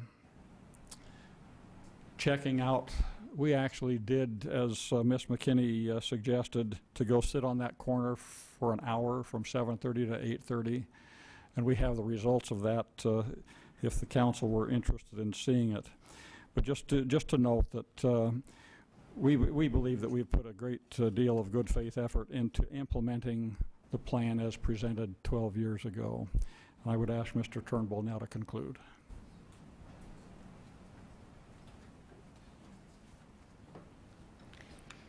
Good evening. If you'll please state your name and address for the record. Thank you, Madam Mayor, members of the council. David Turnbull, 12601 West Explorer Drive in Boise. As I was going through some of the records for tonight's meeting, I came upon an article from 2003, the cover of the business section of the Idaho Statesman. I was going to hold it up for you, but Mayor Tammy would confiscate it for the record, and it's the original article, and I'm not about to give it up. But they did an article, front page of the business section when Paramount was approved, and it specifically noted that there would be several mixed-use areas. There would be 270 apartments, 73 townhomes, areas of commercial. It's exactly what we've always represented. I want to go back a little bit when I believe Councilmember Zaremba was on the Planning and Zoning Commission. Mayor DeVeert, I think you were on the City Council along with council member at that time, Neri, and Councilmember Byrd. When we initiated in a cooperative agreement with all of the landowners in a 10 square mile area, the North Meridian Area Plan. And the idea was to bring all the stakeholders together to put together this long-term plan. We involved ITD, ACHD, the school district, utility providers. Everybody was included. And the thought was, let's get out ahead of this. Let's plan this to be a unique area, not just cookie-cutter subdivisions, but let's have a mix of uses, a mix of housing types, a mix of services. This was all planned starting in 2001, adopted in 2002, and we had the opportunity in 2000 and latter part of this. It was kind of a surprise. We owned other property in that area. The opportunity to purchase what is now known as Paramount came to us, and we did that. It was at that time called Celtic Heights, and I don't remember if it had approved preliminary plat or one that had been submitted, but it didn't meet the planning principles that we had just adopted in the North Meridian Area Plan. And so Mike Wardle and I started from scratch. That newspaper article I was going to show you, I was 43 years old in the photo. I don't seek publicity, but they insisted on putting a photo in there. I'm now getting senior citizen discounts at certain establishments around this town, but we started from scratch, took a blank slate, and everything that we've done since then has been implementing that plan. Some things come first. That's the way it always is. I remember a conversation with this city council and certain mayors about, you know, we didn't have very many services back in the 90s. And I just said, be patient. Certain things come first. First rooftops, then services. And so this is just a natural progression of a city. I do just want to address a few comments as you know, Becky Barnes talked about all of the different developments that are getting approved. Ours has really been the one that's been the most uniquely master planned and implemented over time. And so if you're saying that this can't be built, I thought I had 10 minutes. Have I already been 10? I mean, you're talking moratorium, and I don't think that's where this city is going. As Mike said, we didn't reference Mr. Doss actually came up to me after the second neighborhood meeting, shook my hand, told me he appreciated how we worked with them, then later sent me an email, and we only included that in the record because there were many others that came to me and thanked me, but that was one where, you know, I had something that I could submit to show our good faith intent in working with this neighborhood. I do think we came up with a much better plan.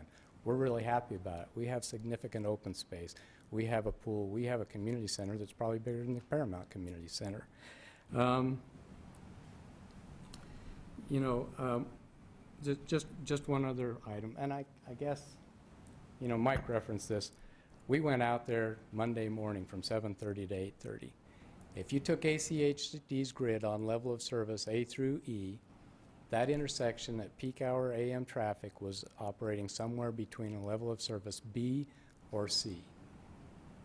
And that's the current situation. I will say this, we are in discussion. We initiated this over a month ago because this project will potentially generate over $2 million in impact fees to ACHD. We initiated a discussion with ACHD over a month ago to allocate those funds to further improvements of Meridian and possibly McMillan Road. So those are discussions that we're having right now, and you may see further extensions, curb gutter, sidewalks, crossings, all of those things. We're cognizant of the fact that the school's there. We've always planned for their safety. You know, I hear this with, you know, we made available the site for the Rocky Mountain High School. Well, that's a tough thing to do. You know, not everybody wants to have a high school in their neighborhood, but we have a proactive record of working with the school district to locate their facilities. And so we hate to see that effort used as a two-edged sword to cut against us. So with that, you know, as Mike said, the only thing that, well, one more thing. The rezone we're asking for, everything we're doing here could be done with the existing zoning. The rezone we're asking for is to accommodate the residents' desire to perhaps add more commercial, less residential. Otherwise, everything we're asking for here could be done with the current zoning. And the access points, as was mentioned, were built in 2007. We just appreciate the City Council's recognition of those previously planned and constructed efforts. Thank you. I'll stand for questions. Thank you. Council, any questions? I have none. Thanks, David. Thank you. Council, do you have any further needs for any of those that testified, the applicant or staff? Madam Mayor. Mr. Roundtree. Question for Sonia. Is a conditional use permit required for an R40? Excuse me, this was, excuse me just a second, Councilman Roundtree. It was required as a provision of the plan development, and I can't remember if it is in the CU or not.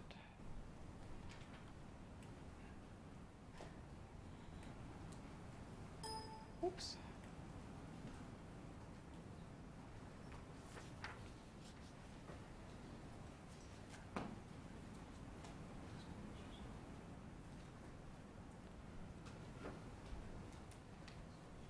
Yes, it does require conditional use approval in the R40 district.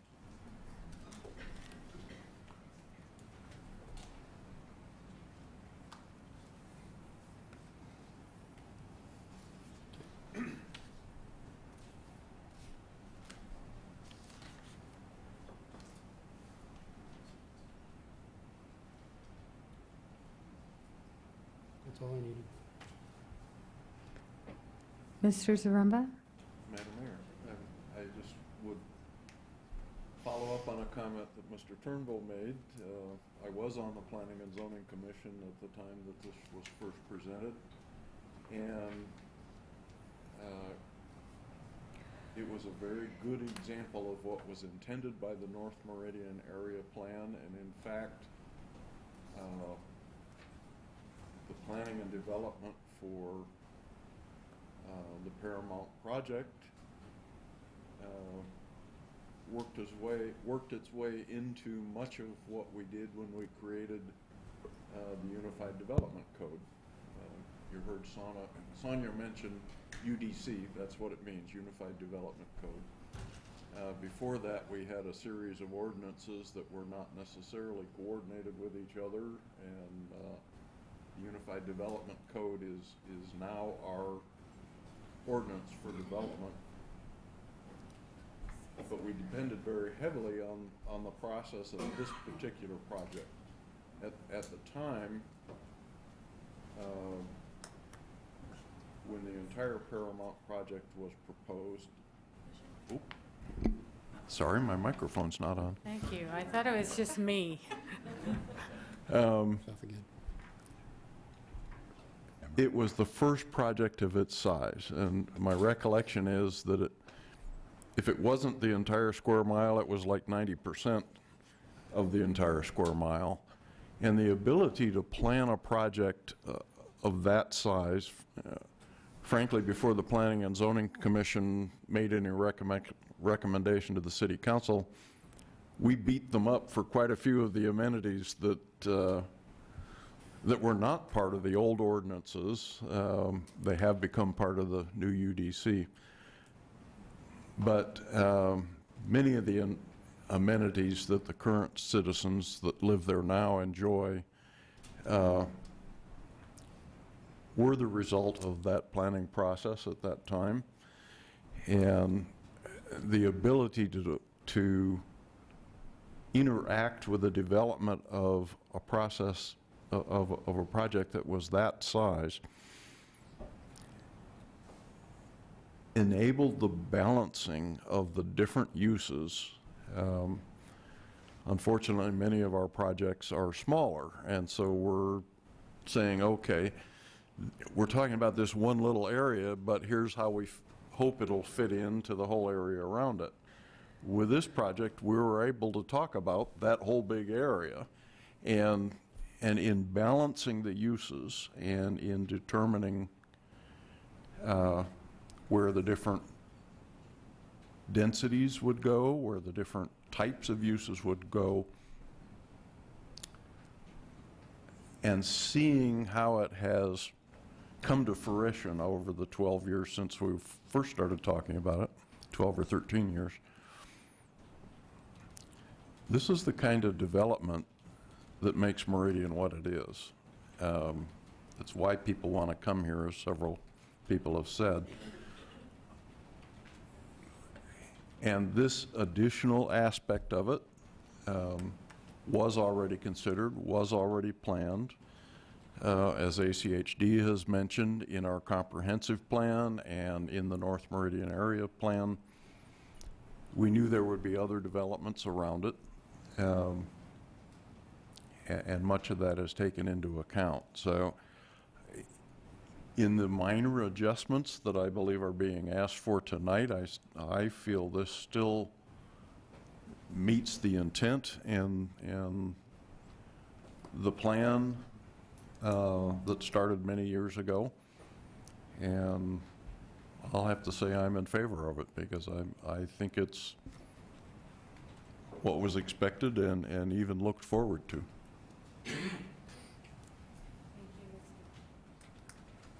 Thank you, Mr. Zaremba. Any other comments? If not, do I have a motion to close? Madam Mayor, Mr. Byrd. I would move that we close the public hearings on RZ 15-001, PP 15-002, and CUP 15-002. Second. motion and a second to close the public hearings on items 9C, D, and E. All those in favor say aye. Aye. All ayes, motion carried. Madam Mayor, Mr. Roundtree. number of issues, appreciate the issues and concern. You have to keep in mind that we also rely on other agencies and independent groups to provide us information. One specifically in this case is Ada County Highway District. We don't control the roads, they do. We rely on them to be our traffic engineers in our road and our highway department. They have corresponded and in their conclusion of law and their information that they've provided both the applicant and the city, they've stated that the proposed site is approved if all the site-specific standards, conditions of approval are satisfied, which the applicant has agreed to.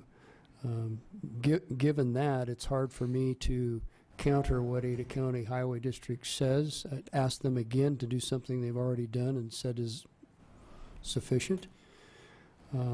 We have a similar situation with the school district. But the reality is this particular proposal before you, as Mr. Turnbull just stated, would go forth without any of this public input per se on zoning change, but just how you could go about conditioning the already approved multifamily development in this particular zoning to make it more acceptable, if you will, to the community, which appears to have happened. The idea that you can testify that you don't want it,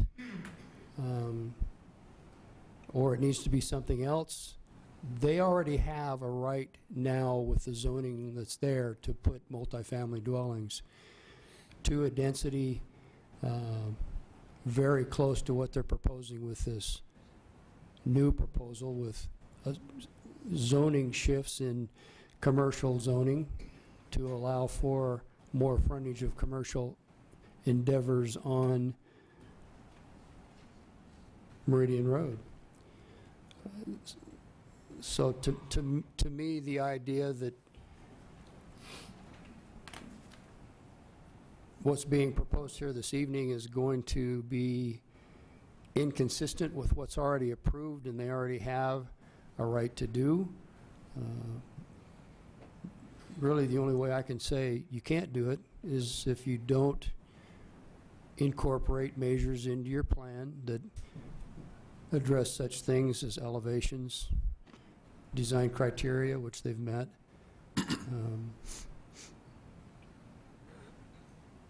access, and those such things. But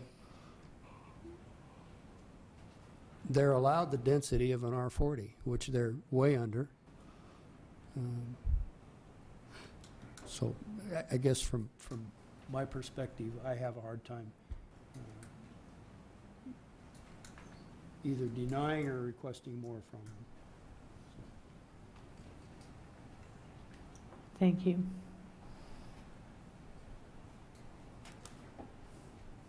Madam Mayor? I agree with what Councilman Zaremba and Roundtree has stated, and I don't see any way that we can ask for any more out of it. And if we don't have any more discussion, I will be glad to make a motion. I move that we approve RZ 15-001 and to include all staff, applicant, and public testimony. Second. I have a motion and a second to approve item 9C. And this is about the rezone. Any comments, discussion? Okay, Madam Clerk. Thank you, Madam Mayor. Councilmember Cavanagh. Aye. Councilmember Byrd. Aye. Councilmember Roundtree. Aye. Councilmember Borton. Aye. Councilmember Zaremba. Aye. All ayes, motion carried. Item 9D. Madam Mayor, Mr. Byrd. I move we approve PP 15002. And I think this is where we waiver UD 1.1.3D. Is that right? I'll waiver that, and to include all staff, applicant, and public testimony. Second. I have a motion and a second under item 9D for approval. Any discussion? I believe that one of the comments was regarding the connectivity and the sidewalks will be done in Phase 1. Any comments? Madam Clerk, will you call roll? Thank you, Madam Mayor. Councilmember Cavanagh. Aye. Councilmember Byrd. Aye. Councilmember Roundtree. Aye. Councilmember Borton. Aye. Councilmember Zaremba. Aye. Motion carried. Item 9E. Madam Mayor, Mr. Byrd. I move we approve CUP 15-002 and include all staff, applicant, and public testimony. Second. I have a motion and a second to approve item 9E. Any discussion from council? Madam Clerk. Thank you, Madam Mayor. Councilmember Cavanagh. Aye. Councilmember Byrd. Aye. Councilmember Roundtree. Aye. Councilmember Borton. Aye. Councilmember Zaremba. Aye. Motion carried. Thank you for those that came and joined us tonight. It's nice to see people out doing this. It is nice to see participation, so thank you for that. Item 9F, G, H, and I are public hearings on RZ 15-003, PP 15-003, CUP 15-003, and MDA 15-001. I will open all four of these public hearings with staff comments. Thank you, Madam Mayor, members of the council. Next item on the agenda is the Jakers Village development. You can see here on the plan before you that the property is annexed and zoned in the city, currently zoned CN and R15. The development is currently, or the property currently has two existing buildings on the site here located near the southwest corner of the development. They will remain with the development of the property. The applicant is proposing that they remain with the development of the property. You can see a majority of this property is currently vacant and has been that way since approximately 2006 when it annexed into the city. Surrounding this development is primarily single-family residential homes zoned R8 and R15. As I mentioned to you, this project was annexed in 2006. The project at that time was known as the Tree Farm. Here is the approved concept plan that was tied to the original annexation. And as part of tonight's presentation, I've highlighted the area of which we are discussing that was part of and approved with that concept plan in 2006. You can see here that a portion of it was approved for a neighborhood, mixed-use neighborhood commercial, and then also village housing, which is hard to read the legend here, but the village housing component was to contain either a mix of townhomes, condominiums, or apartments. And then, of course, the commercial portion would have a mix of neighborhood-friendly commercial uses. You can also see on this concept plan that the original concept included the primary access into that development would be from Tree Farm Way or the mid-mile access point, which is currently this location here, and it is currently constructed and was constructed with the earlier phases of the residential development. The applicant is here tonight to discuss a rezone from the R15 and the CN zoning district to the CC zoning district and the R15 zoning district. So here in the red area here, I've highlighted which area is proposed to go, is proposed to change from CN to CC, and then what is to remain R15 going forward. The applicant is also proposing to preliminary plat the project, consisting of one 6.41 acre residential lot, which could be further subdivided in the future. No plans for that at this time. Lot 2, Block 1, as I mentioned earlier in my presentation, will contain the two existing structures located here in the southwest corner. Lot 3, again, is another vacant commercial lot that may be developed with 3 office buildings in the future. And then the applicant has also followed up or submitted a concurrent application and a DA modification to allow not only the CUP for the proposed storage facility, but also tie them to a new concept plan and request a new development agreement for the entire zoning boundary of the proposed CC zone. And for simplification tonight, instead of attaching the plat, the landscape plan, and the concept plan. I'm basically going to focus my presentation on this exhibit because it really details what the applicant's proposing to do. So as I mentioned to you, the primary access to this development is from Chinden Boulevard, which is this street here labeled as North Tree Farm Way. And again, now was developed with the residential development. Also with the residential development, North Tree Haven Way was also constructed, which is a local street which provides access to not only the future commercial, but also the proposed storage facility. And then as part of the preliminary plat requirement, the applicant will be required to extend a portion of the collector road, which again is also North Tree Farm Way. And this is part of ACHD's master street map. And this is a future collector road that will ultimately run through the property to the west as shown on the concept plan, and will ultimately tie into Black Cat Road and serve as a backage road to Chinden Boulevard, much as to Brighton testified in the previous application where McMillan is acting as a backage road to Chinden Boulevard until those improvements are done. So typically these improvements do happen at the time of lot development, and now that this plat contains that roadway extension, they will have to extend it with the development of this project. Landscaping for this site will consist of a 35-foot wide landscape buffer along Chinden.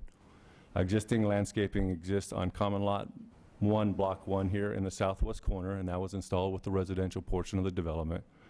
The 20-foot wide landscape buffers was installed along the west side of North Tree Farm Way, the collector road.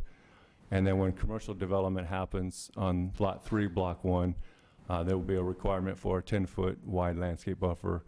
And then along the proposed collector street, the applicant is doing common lots, and they will be providing the 20-foot wide landscape buffers, and also enhancing, if you've ever been out there and seen that North Tree Farm Way, they have proposed to install center median to give it a more attractive look and a boulevard look to the development as well. Here is the visual impacts from the adjacent roadway. So the applicant has provided these exhibits for you this evening. Here's the visual view from Chinden Boulevard, which will include the 35-foot landscape buffer, decorative walls and berming, and then per the specific use standards of the storage facility, the applicant will have to provide solid fencing or a block wall along the Chinden Boulevard side in which they're proposing this evening. This would be the view looking from the north side of the development, adjacent from North Tree Haven Way, and then also the main entrance off of North Tree Haven Way. And I will get to that, back to that. So basically, here's the Chinden Boulevard view, the main entry from Tree Haven Way, and then that other exhibit was for the northern boundary of the development in order to mitigate those concerns from the residences. The applicant, again, did provide a concept plan for Lot 3, Block 1, which is located in this area here. You can see they are proposing a mix of office buildings or uses. This one building sizes range in between 6,000 square feet and 13,000 square feet. The applicant has tried to have the buildings front towards the street and provide all the parking internal to the development, so it does minimize impact to the adjacent residences. Moving forward, the applicant will have to receive certificate of zoning compliance and design review for those office buildings on Lot 3, Block 1. One thing that I did bring to the attention of Council and Planning and Zoning Commission was currently the existing two buildings on Lot 2, Block 1 are operating with commercial businesses that have not received city approval. Because the applicant is rezoning the property tonight and has proposed a DA modification, we have some DA provisions that recommend that he bring that site into compliance within 90 days if council desire to approve this application this evening. Here are the proposed elevations for you this evening for the office, or per the concept plan, or those office buildings I just discussed. You can see they include a mix of materials. Staff finds that these are consistent with the design standards in the UDC. Again, any building proposed for that lot will have to come back, get city approval or staff level approval, and be consistent with these elevations moving forward. The proposed self-storage facility, this is the office/caretaker's unit. It will have someone that lives on the site 24/7 for security purposes and maintenance of that facility. Hours of operation for that facility will be restricted between the hours of 6 a.m. and 11 p.m. due to the fact that it is adjacent to a residential land use/zoning. And the elevations this evening are meant to emulate or match the existing elevations constructed within the Spur Wing subdivision as well. The CUP for the storage facility itself there will be 15 buildings on approximately 11 acres of land. The primary building materials for that will be metal. In the staff report, staff has recommended additional design criteria to be added to the building, and the plans that are presented to you this evening are consistent with staff's recommendations in the staff report. And these are just, I don't have color view of those for you, but it's, as you can see, it's a mix of metal siding and then block wainscoting along the perimeter.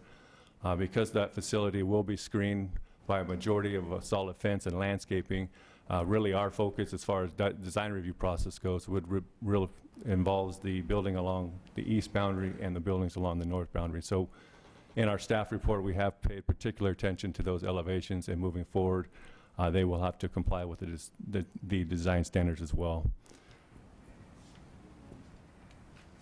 So the Planning and Zoning Commission did recommend approval or denial at their March 5th hearing. In my hearing outline for you this evening, in the interest of time, I'll spare you the details of all the folks that have testified, but all of their names are part of the public record. So 17 residents testified in opposition. There was also a petition with 238 signatures from the residents in the area in opposition of the project. The applicant and his representative did testify in favor of the application, and there was one resident that also supported the application moving forward. Key items of discussion by the commission included the commercial traffic entering the development with that single access point, as I mentioned to you, hours of operation for the commercial development, and then rezoning the property to a more intense commercial zoning merely to allow the self-storage facility use. That's really where the commission felt this wasn't really compatible with the adjacent subdivision. Again, some of the concerns and some of the issues discussed by the commission was the entrance of that facility for the self-storage facility in relation to the pool complex. And you can see this is the primary entrance to that facility, and the adjacent subdivision and the pool facility is adjacent directly to the north of this here. And per the specific use standards, the applicant will have to have a secondary access from Chinden Boulevard.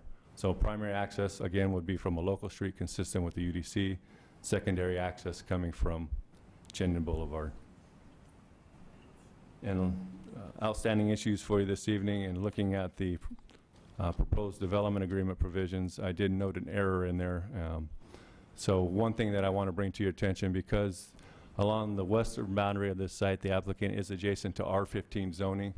The applicant is seeking council's waiver to reduce that landscape buffer from 25 feet down to 15 feet. Staff is amenable to that because the property adjacent to that is currently vacant, so the storage facility will be constructed before the residential comes in, and also there's existing landscaping that the applicant wants to utilize along that boundary. So as part of the development agreement modification this evening, we are recommending these DA provisions moving forward. So the first one would be consistent with the design standards and the design manual. As I mentioned to you, I erred in one of the DA provisions, and we forgot to include Lot 4 as part of the approval with the concept plan, the site plan, and the landscape plan that I'm presenting to you this evening. Because of the neighborhood opposition, we wanted to ensure that there were neighborhood-friendly uses on this particular property. So we have prohibited specific uses on this site moving forward to minimize the impact to the adjacent residential development. Again, ordinances change over time, so we want to make sure that there's adequate provisions in place that they comply with the ordinances in effect. Again, because Commission's concerns with the hours of operation, we have limited to those as well, restricted the site to that. And then, as I mentioned to you, currently the 2 office buildings and their 2 commercial buildings are operating with illegal uses at this time, so they will need to come back before the city and get approval of those if it is your desire to approve this application tonight. And that really references the last 4 or 5 DA provisions here. So in closing, or I should say, after the Planning and Zoning Commission hearing, we did receive additional testimony, one from the applicant, but also in looking at the public record, I have identified over 308 residents who submitted either written testimony or a petition in opposition of this project. And the applicant did submit comments in regards to the Commission's recommendation. In general, they are in agreement with the conditions in the staff report. The applicant would, if the council acts favorably on this application, they are asking that you modify 2 conditions. The first would be condition 1B, which recommends, which originally staff had recommended a wider landscape buffer along the east boundary of the proposed self-storage facility. Because the applicant has reached out to the irrigation district and received approval for them to add additional landscaping within their easement area, staff is amenable to that change. And then also, in our staff report, we had required that solid gates be located along the entry off, at least the secondary access off of Chinden Boulevard, and we wanted a solid gate to minimize the impacts of the visual effects into the development from North Haven Place, or Tree Haven Place, or road, excuse me. And so the applicant, based on the mechanical mechanisms to operate that gate, the applicant has to put in a lighter door or a wrought iron fence in order for that mechanism to allow folks to enter and exit that building. So we are amenable to that change, provided they provide solid fencing adjacent to the gates. And that was represented in the exhibit that the applicant provided here. You can see they are doing solid fencing here along at the entry of the gate, and then again the gate would be visible from the street. Other than the reduced buffer along the west boundary, the modification to the DA that I presented to you, and of course with Planning and Zoning Commission's recommendation of denial, this will conclude my presentation. I'll stand for any questions you may have. Thank you, Bill. Council, any questions at this point? At this time. Mr. Zaremba? Madam Mayor, if I may, you've mentioned the second access, which would be off Chinden several times. Recently, there was a storage unit project a little farther up or down Chinden, depending on which way you say, but within maybe a mile or 2 of this one. And the discussion on that one was that the required second access would be an emergency-only access. I have not heard you use this word on this one. Is that going to be, is the intent for that to be a usable access, or would it be an emergency-only access? Madam Mayor, members of the council, Councilman Zaremba, that is the intent, is that it would be an emergency access only per the conditions of approval. Okay. Thank you. Mr. Roundtree? Bill, what uses originally, or under the original approval in CN were allowed?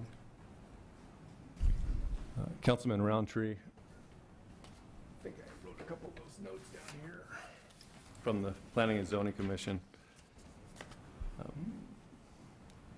Madam Mayor, Councilman Roundtree, I don't have the exact list, but there's a couple things that stood out in my mind what you're seeing on the concept plan or the plan this evening.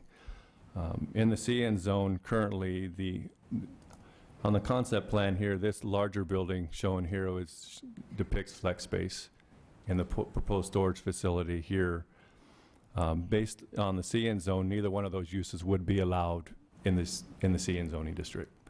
So they need the CC zone in order for that to happen. But anything from medical office, retail, restaurants, those types of uses, professional services, they could all happen in either district. The original DA did not really specify any specific uses on this property. It was pretty much, the DA was structured that it would be subject to what was allowed in that zoning district at the time that they annexed in.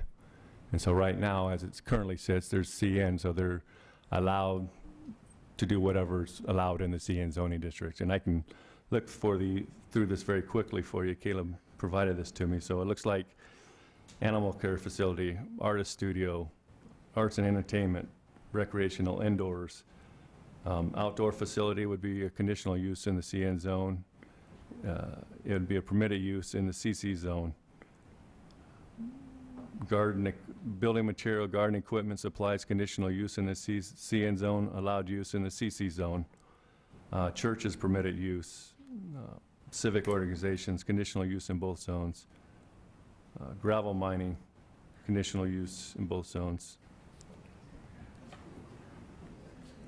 Education, private and public education is principally permitted. Equipment rental, conditional use.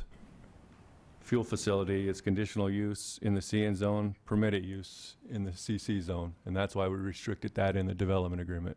We wanted to make sure and minimize those impacts. Those seem to be the gist of it. Laundromat, dry cleaning. Multifamily would be allowed in the CC zone with a conditional use permit, and it's not allowed in the CN zone. So it's pretty wide open. For staff at this time? Okay, would the applicant like to make comment?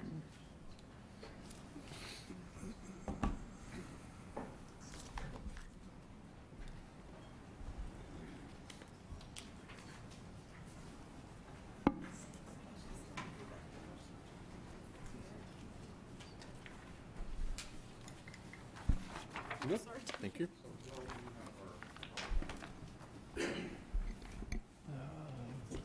I thought maybe you were bringing, do you have your?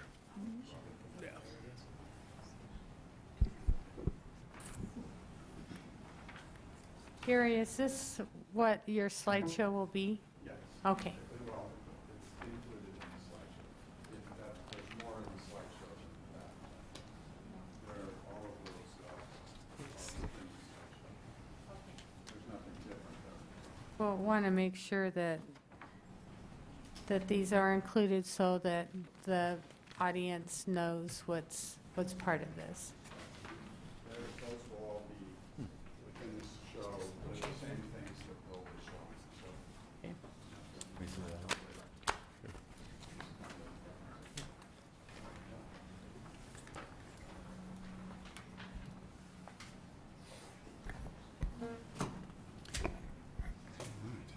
Everybody get a copy? Great.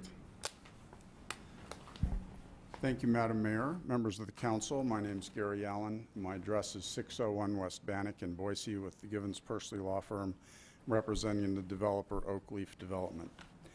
So you have a choice tonight. The easy thing to do would be to decide this application on emotions and politics. If you do that, you're going to deny the application and you'll probably send most of the people here home happy. But the question we ask is, if you deny the application, will you make Meridian a better city, and will you do what's in the real long-term interests of this neighborhood? You have, next slide, or can I work with this? So, I'm sorry. Take the pen there and touch the screen. Which one? Just take the pen and touch the screen. Oh, okay. There we go. Oops, that turned me to something else. How do I get to the next? Oh, I have to use that, okay. All right, so sorry about that. Technical difficulties. So you do have another choice.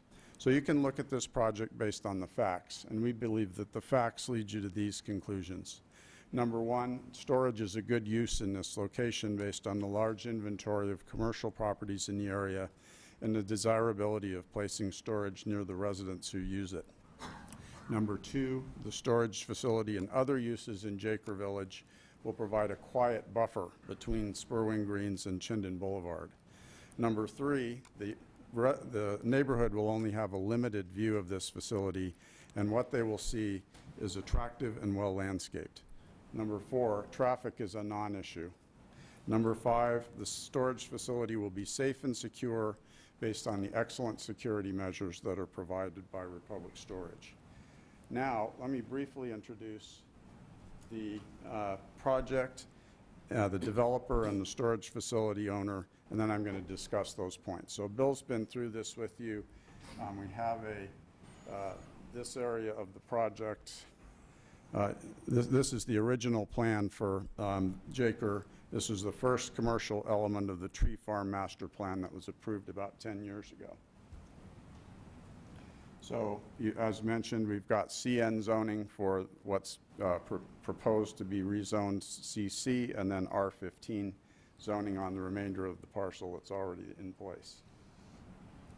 Your comprehensive plan asks you to balance a variety of commercial and retail opportunities, protecting the residential properties from incompatible development, and requiring a site design that's compatible with surrounding uses.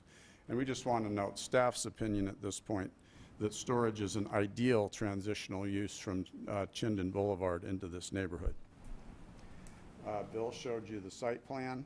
It's a nice, clean plan, well-designed plan that has the residential on the north, the office area in the east, and then the storage area tucked in behind it. So we think that that's really it's a well-designed plan for what we're trying to do. So the staff's analysis was that the project meets the requirements for all needed permits, and they recommended approval. Now let's talk about the neighborhood concerns here. A number of Spurwing Green residents oppose this development, and they feel that a nearby self-storage facility would detract from the country club setting that they live in. They're concerned about this will adversely affect their property values, and they're concerned about traffic. Mr. Carnahan met with the neighborhood 3 times and tried to address the neighbors' concerns, but the bottom line is they're not interested in the storage use in any form in this location. Now, our point is simply that the most affected neighbor is the developer himself. Not only is he developing both the office and the residential parcels that are immediately adjacent, he's also the owner of Jaker Nurseries to the west. This means that nobody cares more than the developer that this development is an asset to its neighbors. So for those of you who don't know Doug Carnahan, he's the principal of Oak Leaf Development. Doug and his wife Meredith have made Meridian their primary home since 1985. Doug and Meredith are sitting right here. For many years, Doug ran the Boise division of Hewlett-Packard. Meredith started Jaker Wholesale Nurseries in 1982, and this application is part of that Jaker facility. The Carnahans and Jaker have made innumerable contributions to Meridian over the decades, but this is relevant to this application only as to a testimonial that this developer and his family care deeply about this community and would only offer you a project that they firmly believe makes Meridian a better place. Republic Storage is owned by Jake and Stacy Smith. They own 17 Treasure Valley storage facilities and are also very deeply engaged in your community. What has struck me about Republic is that cleanliness, safety, and security are central to their business model, as is providing services within the neighborhoods where they're located. In short, their business doesn't work if they aren't good neighbors. So let's talk about some of the questions that have been raised about the storage facility. First, is there a need for storage here? What's this facility's role as a buffer? What's the visual impact of this facility? What are the traffic impacts? How does the facility affect neighborhood access? And then will the facility be safe and secure? First, looking at the need for storage. So there's a strong national trend to take self-storage uses with residential customer bases out of industrial areas and put them near the residences where they're serving, so there's convenient access for those self-storage users. And this application follows that trend. The market demands storage in this location more so than additional commercial and office uses, so the application responds to that. And it's also, storage is in keeping with the city's desire to have all the uses that residents need within your city boundaries. So as I'll discuss more in a minute, the storage facility is not going to harm property values. And here's the question we want to leave you with. There's a need for self-storage in North Meridian. So if you're not going to put it here, where will you put it? Because there aren't a lot of locations you're going to find that are as good or certainly not better than this one. So we asked to further this sort of market discussion, we asked Peter Oliver of Thornton Oliver Keller to prepare a market analysis addressing the demand for storage in this location compared to other commercial uses. I know his letter's going to be hard to read here. It should be elsewhere in your record, but I'll point out some of the highlights. First of all, self-storage is critical for neighborhoods like Spurwing, where the CC&Rs require people to park in their garages, so they're not supposed to keep their stuff in their garages. Those folks need a place to store their things, and this is Peter's quote on that issue. And then secondly, what we found is looking at the Linder self-storage facility, which is in Paramount that we just heard about, the storage facility itself has become a valuable amenity for that facility, and the surrounding neighborhoods benefit from that well. And as you know, Paramount has been one of the more successful neighborhoods in Meridian. And we'll take, from our own experience, there are 6 lots that are across the road by the pool house next to this property, and they were put on the market and priced at the high end of the range for this neighborhood, all sold within a week with 2 full price offers. And this was after those buyers were shown the plans for the Jaker Village subdivision. All right, next. So the second issue is that this development wouldn't work with a larger office or commercial component instead of storage. This has sat vacant for this long for a reason, and one of the reasons is that there's only so much demand for office and commercial uses that can fit here. Peter's opinion is that this is about the commercial office component is about the right size, and that if there were more commercial, we don't think that the project could absorb it. So storage is not the most lucrative use from the owner's standpoint, so we have a strong incentive to develop something with more intense commercial uses, but the market just isn't there.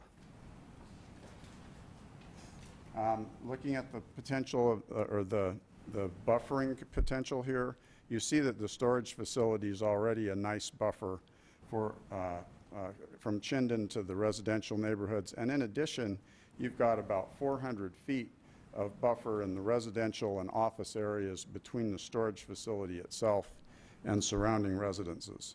And of course, on the west, that property is owned by Jaker, so they can provide appropriate buffering there when they develop. Let's look now at the visual impact. Just to summarize, this project is screened on all sides by landscaping and walls and various other devices. It includes varied attractive walls and 6-foot wainscoting on the adjacent walls. We have a quality manager home that's matched to the pool house, and will have unobtrusive signage. So you've seen what this looks like. Let's go through that briefly again. You can see the landscaping and screening that's consistent with the city's requirements here on Chinden. It's a combination of trees and shrubs, varied fencing materials with features to break up the walls. And this is very much in keeping with what the city wants to see along Chinden Boulevard. If we go to the next slide, we see the north side, and as Bill discussed, you have strong landscaping here, various heights of walls. Some of these walls are 12 and 14, even 16 feet high, with 6-foot wainscoting, varied heights, varied materials, windows, and just a very attractive use. And please remember, this will be completely invisible to the existing neighborhood once the R15 area builds out. Then we look at the pool house. Again, we've got the architectural style matching the adjacent pool house. Strong landscaping along here, 6-foot solid fences to match what's by the pool, and a wrought iron gate as the entrance to the storage facility. Now let's talk about traffic. From the standpoint of the traffic agencies, first of all, traffic is a non-issue for this application. It meets district policy for ACHD and even had too little impact for a traffic study. From ITD's perspective, no objection. The project does not generate more trips than anticipated under the comprehensive plan. So notwithstanding that, because traffic was a significant concern of the neighborhood, the developer had Thompson Engineering prepare a report comparing the possible uses that might go on this site. So we did a residential option, an office option, and then a storage office residential mix that was actually proposed. Oh. Darn it.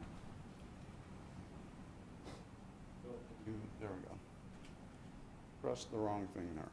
Okay, so if we look at a conservative residential option based on R8 housing, you can see in the office portion that generates 847 trips a day.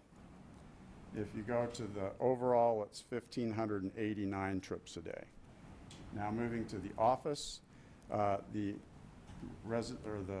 storage portion, 1,180 trips a day, and 2,217 total.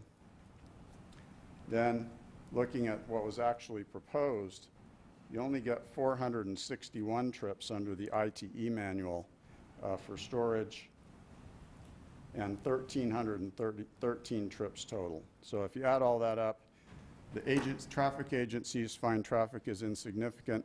The Thompson study shows that this generates less traffic than other uses. And Republic did their own study based on actual usage of a comparable facility and found that it only produced 10% of the level of traffic that the ITE manual would expect. Plus, having a close-in location near the residences that will use the storage facility reduces overall traffic on the road system. So we do want to point out, contrary to what some of the neighbors have said, that Tree Farm is not the only access to this property, that there is in fact a second access which connects to Long Lake and Chinden. That's a gated access that all the residents have access to in there. And then, as Bill pointed out, there is a future access on Black Cat as this area builds out. So there's a minor traffic impact, and there is certainly adequate access for everyone here. From a safety and security standpoint, there is an on-site manager for this facility, and it will be there 24/7, an advanced alarm system. So when you key into the gate in this facility, it notifies the manager you're there. It only allows you to open your own unit, and an alarm goes off if any other unit is open. So if somebody jumps the gate or tries to get into somebody else's unit, you can't do that. So this is proven effective. There have been virtually zero break-ins in Republic facilities since this was implemented several years ago. And despite the concerns of neighbors about meth labs, there has never been a meth lab in a Republic facility. I'll be just a moment here. I'm almost finished. You do need to wrap up. I will, yes, ma'am. Yes, ma'am. So as Bill mentioned, the conditions of approval are acceptable with a couple of minor changes that we mentioned that we believe the staff is in agreement with. And in conclusion, we think this is an appropriate mixed use that protects the neighborhood, is attractive and unobtrusive, and we ask your approval with the minor changes that the staff has recommended. And with that, I would take your questions. Thank you. Council, any questions? Madam Mayor. Mr. Zaremba. I do have a couple, if I may. Thank you for the presentation. You mentioned that there are a number of the residents who simply don't want a storage unit there. Have they expressed to you what they would like to see there? I probably will leave that to Mr. Carnahan for his testimony, unless you'd like to have him come up, because he's been present at those meetings. You know, I think everybody wants a coffee shop, right? But you can only do one coffee shop. You can't do 16 acres of coffee shops. And I think would probably be hearing complaints about just any commercial use, because, you know, as we discussed, the traffic impacts would be much, much higher for any type of commercial use than what we're proposing. In fact, you know, it's going to be kind of dead on that 11 acres. And so, you know, there's not going to be a lot of opportunities for life that's going to make, you know, restaurants or something else like that work in here. Thank you, Madam Mayor. A second unrelated question. I'm sure one of the issues that I notice about other storage units around is after they're in operation for a while, they tend to take on truck rental or trailer rental like U-Haul places, and they store their trucks and trailers visibly out in front of their units. And there are 2 or 3 of them around town that I can think of now that are doing that. Is there anything in your CC&Rs or your whatever you would impose on the storage facility that they're not able to display rental vehicles in their front parking lot or visible? I have no information that anything like that is planned. We do have the storage center owners here tonight. And so, if you think that's inappropriate, perhaps a condition of approval would, could address that. Is anybody cringing here? Sticks? Are they outside? Oh. You're not going to do that. Okay. So they're not going to do that. So however you want to address that would Thank be you. fine. Yes. Okay. Okay, council, any other questions at this point? I have none. Zaremba, you got all your questions asked So for far, now? thank you. Yes. Okay, thank you.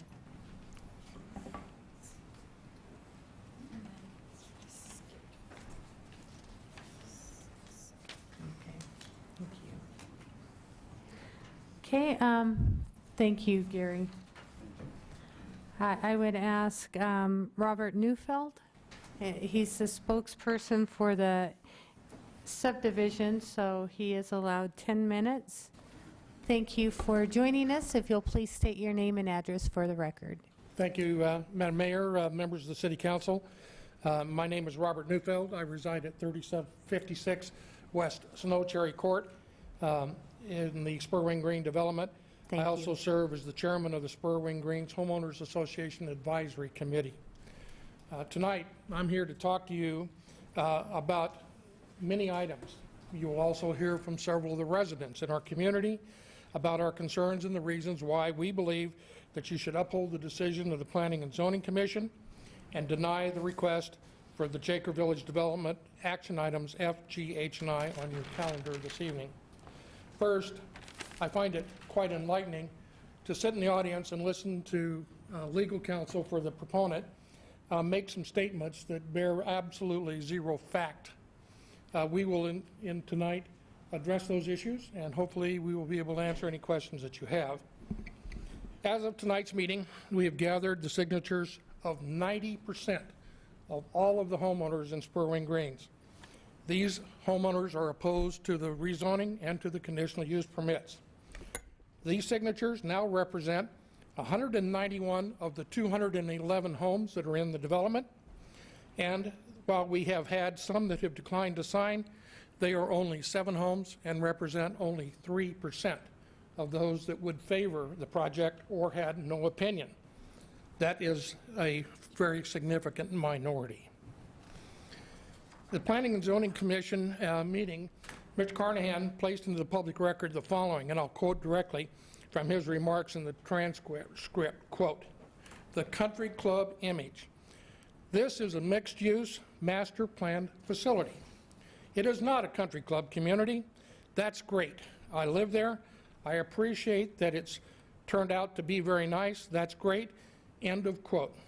A bit later, in his remarks, he returned to the country club issue with these remarks, quote, "We think we have an attractive option, and it's just an image thing that we are in a country club community."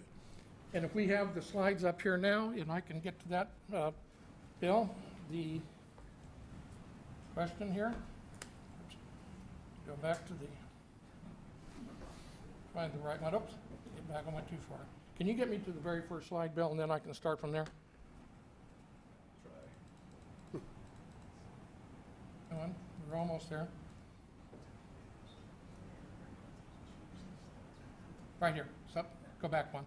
Right here. If you'll see the sign on the lower left portion of your screen there, it says very, very clearly in the brown at the center below the pictures, a country club community. That sign has been there for many years. I will also let you know that back in 2006, I believe, I'm not sure of the exact date, there was a groundbreaking for the new Spur Wing Green development. I believe Mayor Tammy was there, as I recall. There were also several of the developers from the community and several of the builders that were there. I happened to be looking for a place to move at that particular time. And that video and the vision that was shared by the mayor, by the developers, and by the builders is one of the reasons why I decided to move to Meridian and to the Spur Wing Greens development. The issue of saying that this is not a country club facility is not a true statement. It is, in fact, identified as this picture here, and it is also identified by the fact that each and every homeowner in the organization, within the development rather, pays an annual fee to belong to the club at Spur Wing. To me, that makes it a country club community, and I don't think anybody can logically argue that that is not the case.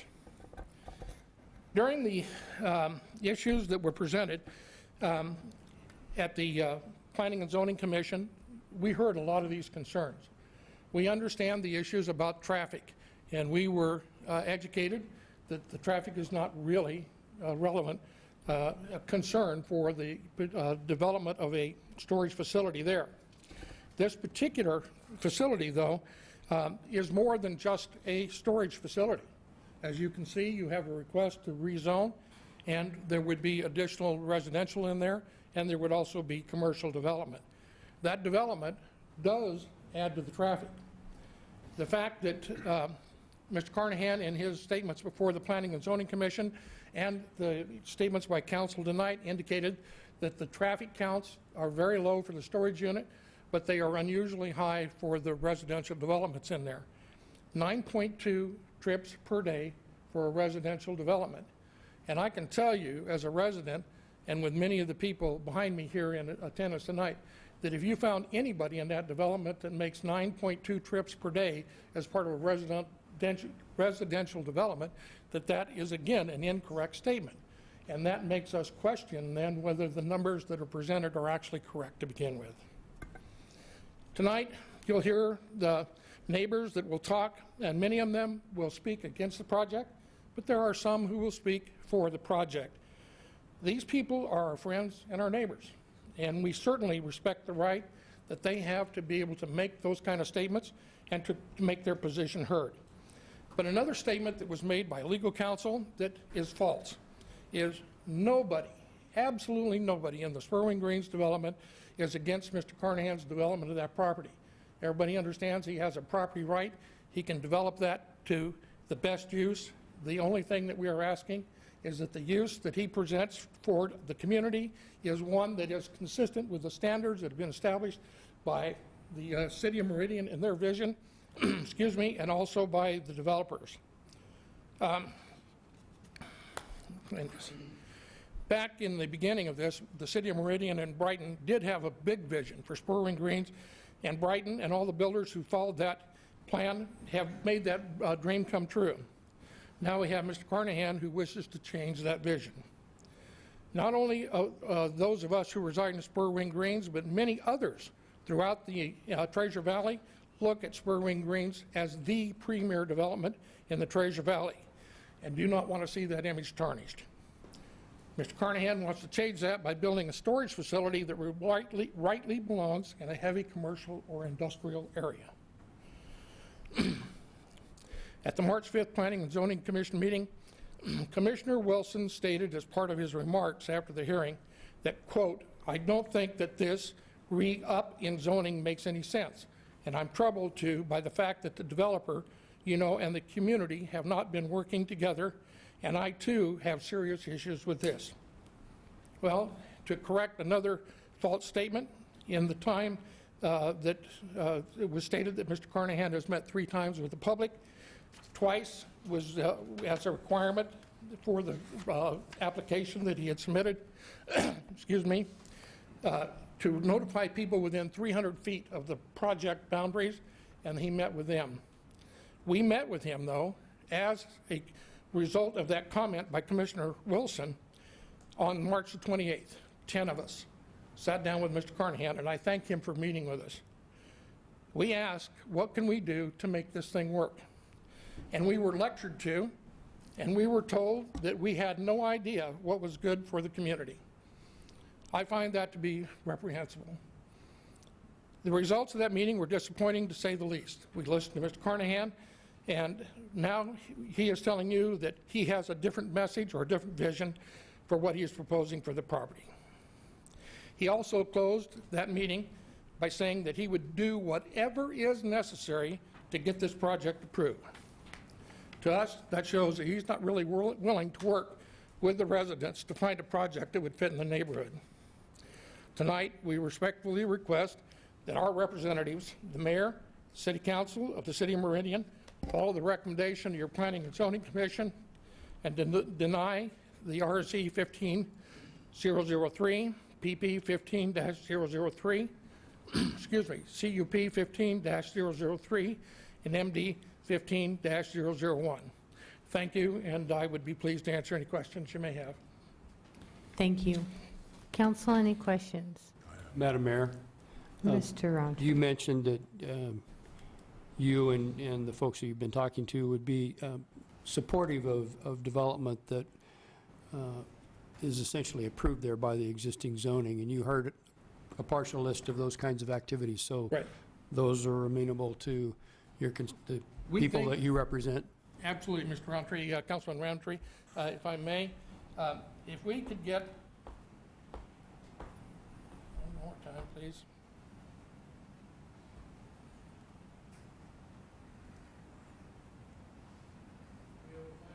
They're here, I saw them before. I have a lot of pictures in here, and I apologize for this, because the people coming up, some of them will be using this as well.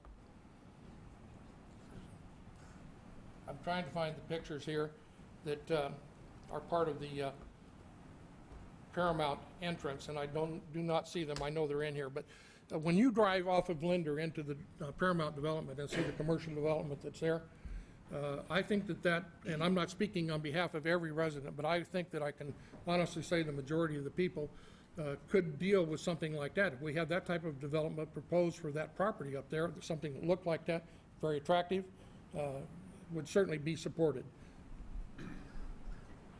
Thank you. Mr. Kavner. There we go. Thank you, Bill. Yeah, something like this, and this is obviously just the archway entrance, but here, something like this would be very, very beneficial to improving the image that would be presented as you enter into the Spur Wing Greens development. The single entrance is obviously an issue of concern. The traffic counts, we understand, are something that could be questioned, but we're not here to do that tonight. We are here to say we are not opposed to Mr. Carnahan developing the property. We never have been. We want it to be consistent with the community that we live in and something that will support the lifestyle that we've all bought into. Mr. Kavner. Robert, thank you for testifying tonight. A question, I guess, to your point about the community standards. Do you feel the aesthetics of the proposed project meet your community standards? I do not. Can Very you explain honestly. to me, maybe give me some clarification as to the why not? It was presented to us that the buildings, excuse me, the buildings will be metal buildings. They are not the stone faced, that even the north side buildings that would be, quote, screened on there would have a metal backing. They would not be something that is substantial. If you look at the project that was recently approved by the council and the Planning and Zoning Commission for the Citadel project, they required a block wall all the way down on the Chinden side of that property down there. Something like that in a colored block wall, I think would be acceptable in the areas where it actually faces out to where people would look at it from their homes. Appreciate it. Thank you. Thank you. Okay, any other questions from council? Thank you very much, Thank you. Mayor. Travis Hawks.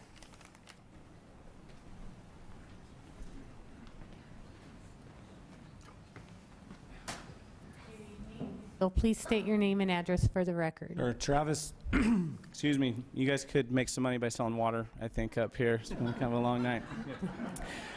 Travis Hawks, 6828 North Sunset Maple Way in Meridian. Madam Mayor and members of the council, appreciate the opportunity to address you. As way of background, I've been a resident of Meridian for 19 years. I have a business that I own that's in Meridian, and I also employ 30 people who live in Meridian. And I've chosen to live and do business in Meridian because I am pro-growth, and I'm pro-business, pro-growth. And I've appreciated the way in which Meridian has grown and supported growth. The issue with this storage unit in this neighborhood is simply one of it does not fit. My wife and I bought a lot in the Spurwing development about 3 years ago. And at the time we purchased that lot, we checked on the zoning in the surrounding areas to look at the type of projects that could come in to the neighborhood. And certainly storage unit was not a possibility based on the zoning at the time we purchased the lot. For the developer, had they wanted to put in a storage unit, they should have asked for that zoning originally. There's a lot of talk about traffic and a lot of talk about traffic counts. I think it's important for the council to understand that the storage units are going to bring the wrong kind of traffic for our neighborhood. It's going to bring RVs and boats and large trucks and moving vans and trailers that are going to be passing next to a school bus stop and next to a community pool and in a residential area with kids walking around. So I could care less about the number of cars or the traffic counts. I care for my family and my children about the boats and the RVs and the trucks and the type of traffic. Simply put, it's not smart growth. It does not fit in this neighborhood.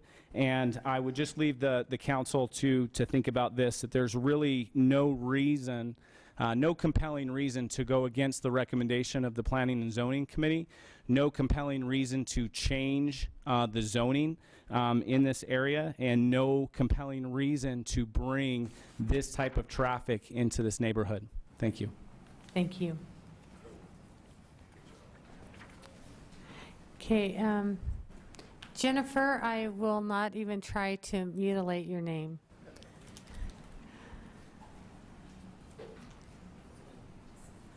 Because I see it with O's and I see it with A's. So I'll just let you tell us what your last name is. Thank you, Madam Mayor and members. My last name is Damiano, so Jennifer Damiano. I'm so glad I let you say it. No worries. 11 years of marriage and I'm still working on it, so.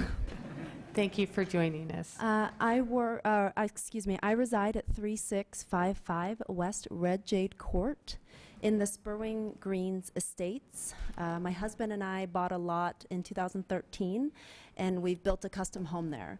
We reside there with our 9-year-old son and our 3-year-old son. When we originally looked, we've been in Idaho for 10 years, and we looked in Eagle, Boise, Meridian, to find where we were going to build our home, our dream home. My husband and I both work full-time, and we wanted a great place to raise our children, a safe place. And so we found Spurwing, and we have loved it. We have invested everything to be able to live in that neighborhood. Our children play outdoors every day, and we'll soon be using the bus stop that's there within the subdivision. My concerns are that the traffic and the individuals that will be using the entrance to our neighborhoods, again, won't see our children. I've seen the RVs and I've seen the trucks. It's just not possible to see little children on bicycles and scooters and walking. And I'm concerned. I'm concerned for our kids that use the pool, that there's going to be an accident. It's inevitable. So that's where my husband and I's large concern is for the safety of the kids that live in that neighborhood. Thank you. Thank you. Don Lyman.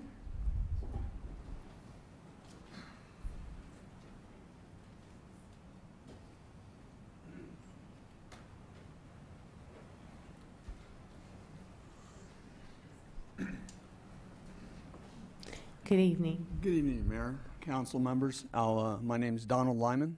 I live at 4304 West Highland Fall Drive in the Spurwing Greens development in the area that's known as the Grove, which is directly north of this planned development. I come to you today to address, is this coming across? Okay. Yes. To address the concerns that we have regarding the public safety. I'm sure that storage units build safe and secure facilities for the people that use them. However, what I'm here to talk about is the fire and hazardous exposures and potential in these units. I'm a firefighter of 40 years. I have been on fires in storage units such as these that have people living in them that can't afford a home, unfortunately. They jury-rig the electrical and they fall asleep smoking, or they put on a camp stove and it takes off in their unit and it spreads to the next one and the next one, and before you have it, you have half of one of those long rows of buildings going. Well, when that happens, if everybody's honest and lawful, there's not too much of a worry about hazardous exposure to your citizens around a storage unit. And that's probably why they put them in industrial and heavy commercial zoned areas.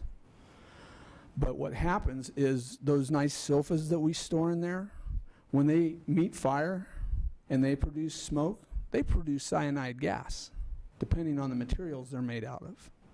I've also been on fires where there were clandestine drug labs inside the units, pot grows, and meth labs. Now, I'm a little concerned about council's comment, we never had a meth lab.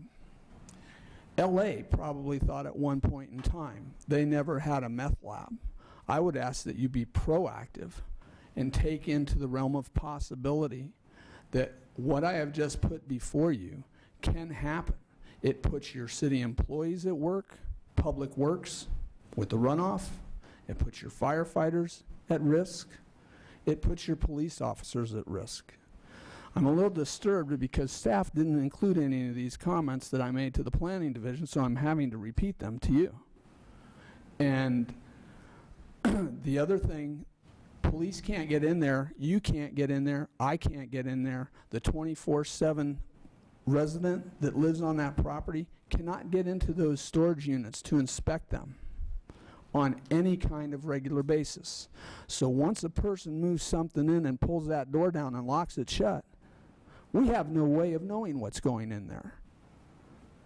The UFC doesn't provide for it, and the city code doesn't provide for it. I think that's something that we, as not just Meridian, but as a state and as a nation, need to address. So with those minor concerns, I would simply ask that you, the council, and the mayor stand with the 300 and some people that have signed this petition and deny the rezoning request. We don't have a problem with the neighborhood commercial, because this can't go in under neighborhood commercial. But when you change it to community commercial, it can go in and it can expose your electorate, your friends, neighbors, and possibly family that live in this area to what I've described to you tonight. Thank you, Mr. Lyman. And I will assure you that these minutes are part of the public record. All testimony that was given at the planning and zoning hearing has been reviewed by this council, and it's also part of the public record. So it doesn't fall on deaf ears. Okay, great. I just wanted to make sure you got it. So thank you. Thank you very much. Gary Walker?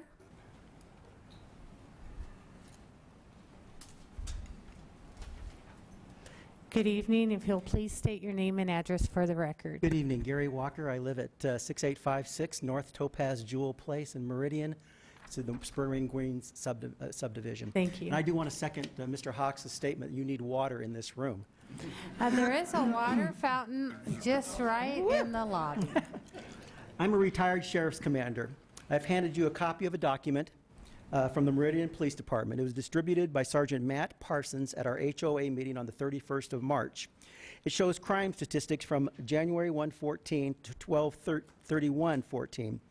You can see that our subdivision had a total of 3 incidents, 1 break-in, 1 DUI, and 1 other offense. I suspect it must be a misdemeanor of some sort. Sergeant Parsons stated that our area was the, quote, Jewel of Meridian. He stated that our area has probably less than 1% of the crimes of other subdivisions in Meridian. I don't know if that's true or not, because I didn't see the other crime statistics. I would ask that you not tarnish this jewel by allowing a change in zoning to allow a storage unit to be built next door. In my experience as a commander, I can recall incidents where storage units were involved in housing meth labs and all the toxic materials that go with it, stolen property from burglaries, robberies, and thefts, and were utilized as an illegal drug transfer point. An officer needs, no one really knows what's in a storage unit. Storage units are treated like a home. An officer needs sufficient evidence to get a search warrant to enter a storage unit. The units themselves are not inspected by the workers. Anyone, including crooks, can store just about anything they want without question. I have 2 personal incidents involving my family. My oldest son is a special agent for the FBI. He related to me an incident recently where tens of thousands of gallons of gasoline, which was stolen, was discovered in a storage unit. It was stashed there by an organized crime unit. I'm not saying there's one here, but I'm just saying it exists. My oldest daughter had most of her household stolen, and it was stashed in a storage unit. It took the better part of 3 months, countless hours of personal investigative work, thousands of dollars in attorney's fees, and the help of a confidential informant to obtain a search warrant and a court order to seize her own property. I would venture to say that not one of your police officers in this jurisdiction knows exactly what is stored in a storage unit. I want to comment a little bit about what the attorney stated earlier. I strongly object to what he said. He was determining what was in the long-term best interest of our community. I object to that strongly. There are 308 residents who do not believe so, and neither does the Planning and Zoning Commission. He also stated that the entrance, there's 2 entrances, and I believe that he's referring to the entrance that goes to the country club.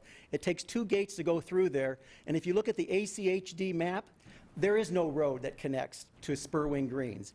It goes Bellotta, and then it goes to 2 separate gates through a golf course. It is not a county road. I believe it's a private road. I would encourage you to support the decision of your Planning and Zoning Commission and not allow the proposed change to the zoning of the property in question. Thank you. That was perfectly timed. I timed myself at home, but I had to add those 2 comments. It was supposed to be 2 minutes and 50 seconds. We'll give you that. Thank you. Thank you, Any Jerry. questions? Thank you for your service. Thank you. No, Thank thank you very you. much. Larry Graham.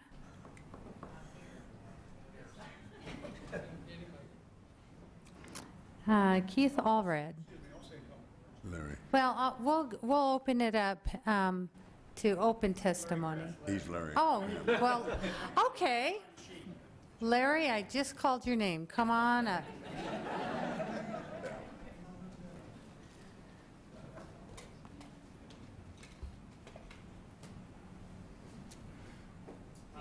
Graham.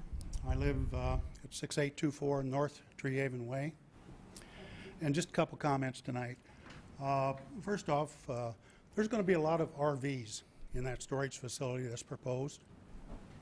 Most of those RVs will run approximately 9 feet to 14 feet in height.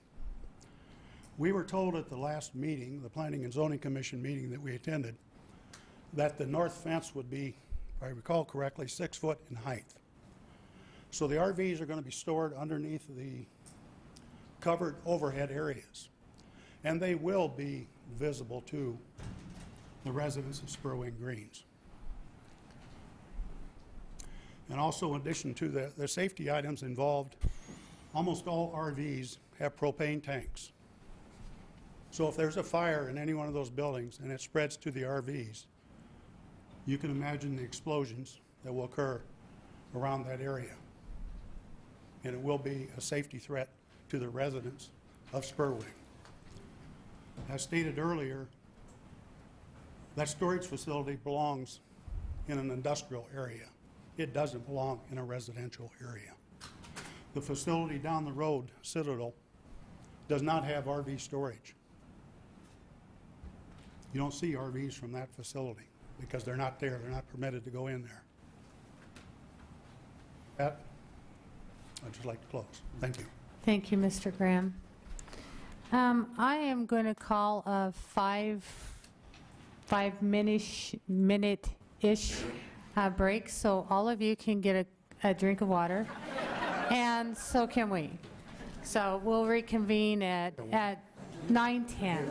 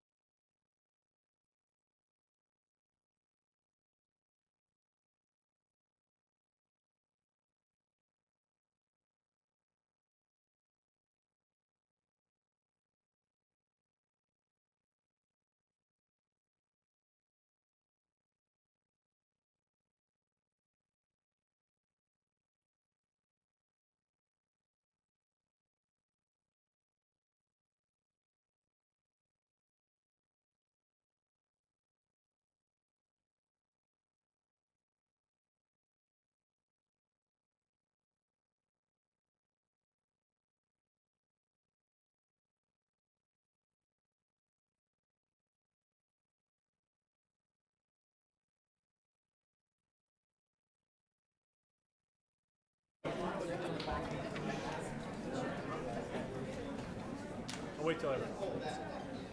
They don't give me that gavel very often, so just dying to use it. Thank you for allowing us a few minutes break, and we'll just reconvene. I'll ask if Keith Allred is here.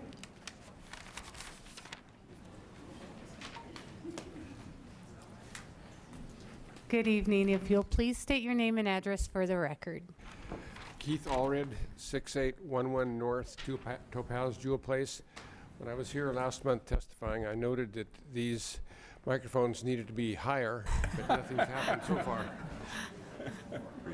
I do my giraffe impersonation here, if I may. I've lived in Meridian for the last 7.5 years. The first 5 years I was in the Lochsa Falls subdivision, and 2.5 years ago my wife and I moved to Spurwing Greens. And so about 6 days a week I travel on Chinden to Boise State University, where I'm faculty member, and I would like the record to note that data, if it's tortured enough, will confess to almost anything. And I say that to note that 7.5 years ago, I could drive to Boise State University in 25 minutes. Now it takes me anywhere from 50 to 60 minutes. And so when I hear Idaho Department of Transportation and ACHD saying 2026 is doing fine, someday Chinden will be expanded, I really struggle with that kind of data since I'm living it every day. And the fact that there is one entrance and one exit that hundreds of people are using now into Spurwing Greens is a significant safety issue. Bainbridge is beginning to be developed south of Chinden now, and several hundred homes will be going in there. The same intersection will be used by those folks. And so to keep talking about how traffic isn't really an issue is disingenuous. It's a major issue, regardless of what numbers may indicate. I think many of you have heard a statement attributed to Mark Twain and others, which goes like this: I use data the way a drunk uses a lamppost, not for illumination, but for support. And you're hearing all kinds of data.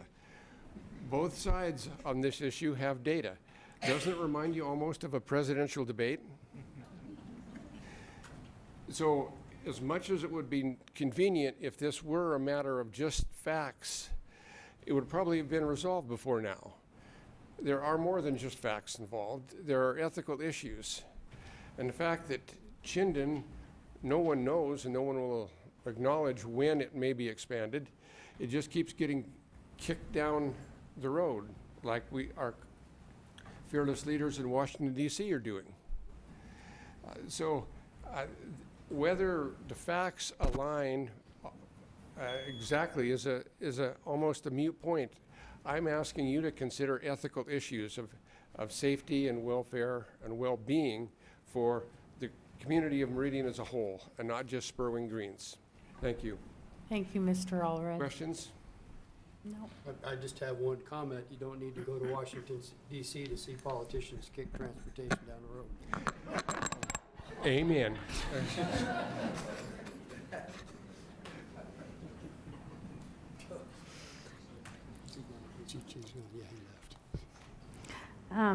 Yeah, I had to take a breath after that one. Helen Little? Can I defer for later? Pardon? May I defer for later? You bet you can. Sue Philman?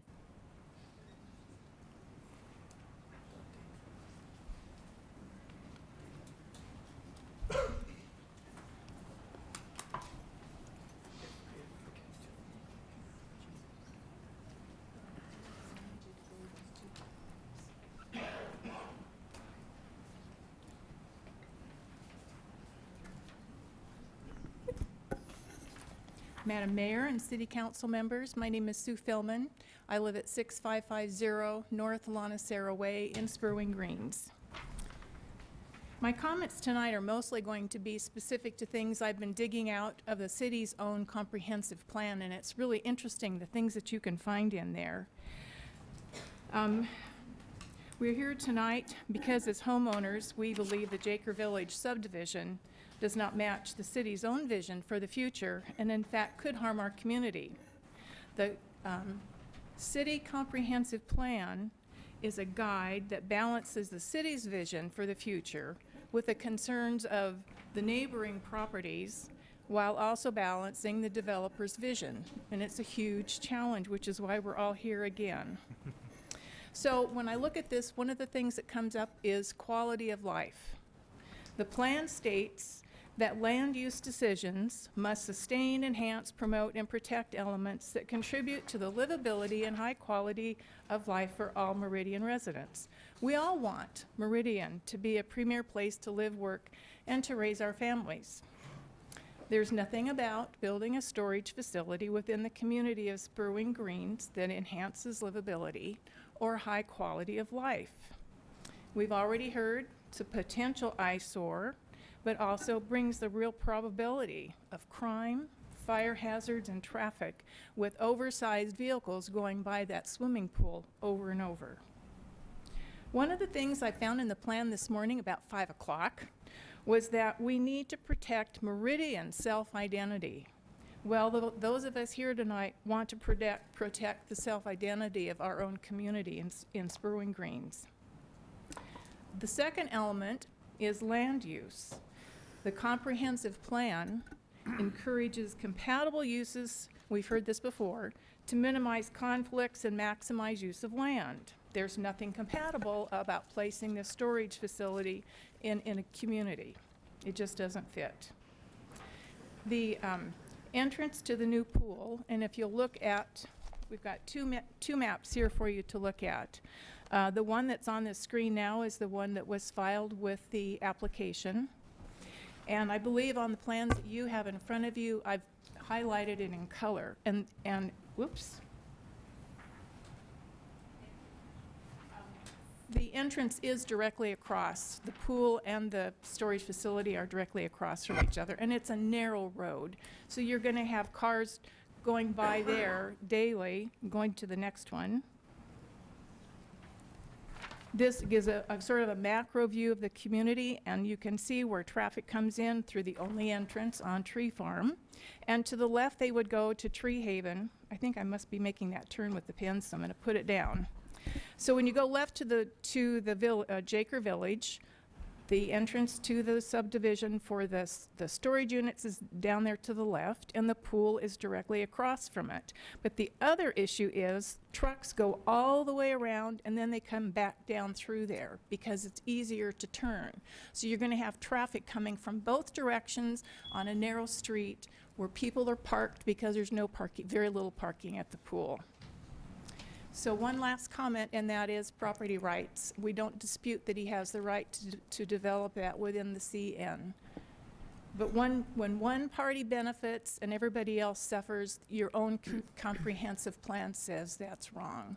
We ask you to please stand with the Planning and Zoning Commission's decision and deny this application. Thank you. Thank you.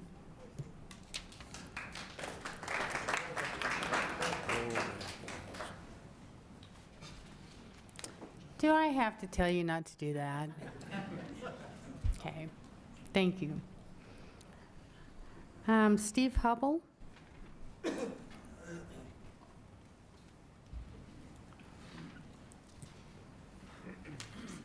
Thank you for lasting this long. If you'll please state your name and address for the record. Yes, my name is Steve Hubble. I live at 6748 North Moondrummer Way in Spurwing Greens. And Madam Mayor and members of the council, I really appreciate this opportunity. I'm going to just express what I feel, not necessarily what everyone behind me is saying, but just a little bit of experience. I'm retired. My wife and I decided that we would move to Idaho about 3.5 years ago from the cold east and enjoy this mild climate.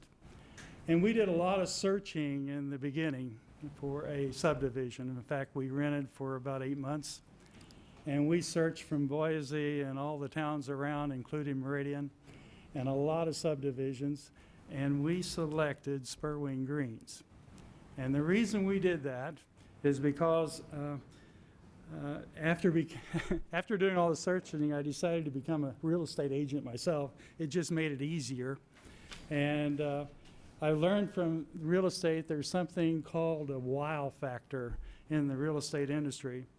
And what I mean by that, if an agent takes a client in to look in a subdivision, they're always looking for that statement from a client saying, wow, we love this subdivision, or we love this house. And obviously, Spurwing gave us that wow factor. And we bought in there, and after purchasing the home, we absolutely love it. We have some of the greatest neighbors you could ever want to have, and we plan on staying there and living there for the rest of our lives. At the time we bought that, when we looked at the entrance of Spurwing, there were no large buildings that had Republic storage on it at the entrance, at the front door of that subdivision. And there were no directional signs directing you to a storage unit.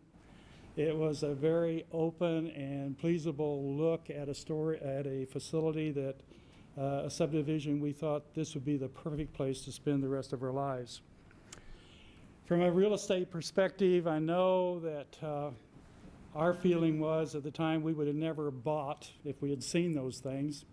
And I feel that there would be others have that same impression. We know, I really feel that property values will be impacted. Obviously assessments of the current properties. There have been 211 homes built in that subdivision in the last 4 years. And we collectively as residents have probably invested $75 million of our life savings, many of us, to live in this community. We consider it a premier community. Whether it's country club living or not, I'm not sure. I've got to speak quickly here.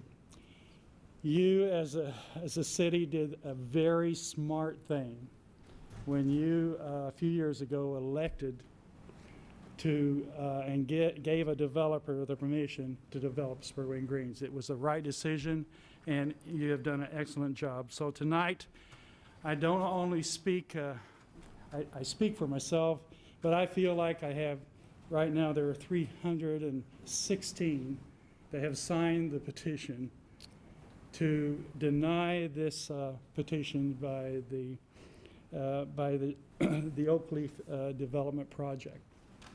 And I think they're behind me when I say we want to encourage this commission, this council today, to do the same thing, to deny it, and really preserve what you envisioned in the beginning as to what a premier sub should look like from the entrance right on through it. And for me, keep the wow factor going, just not for Spurwing, but for the city of Meridian as well. Thank you for your consideration. Thank you. Okay, at this point, I'd like to ask if anyone wants to testify. Now, I will tell you that I have 5 sheets, and I'm not going to read all of your names, so it is part of the public record, but I would invite you to come forward.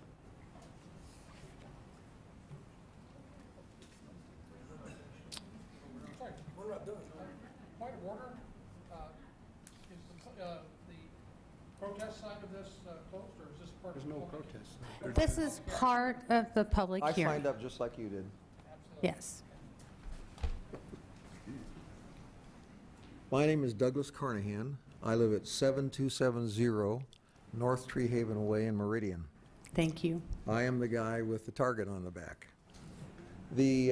My wife and I live in the community. I don't call it a Spur Wings Greens community because it's not only a Spur Wings Green community.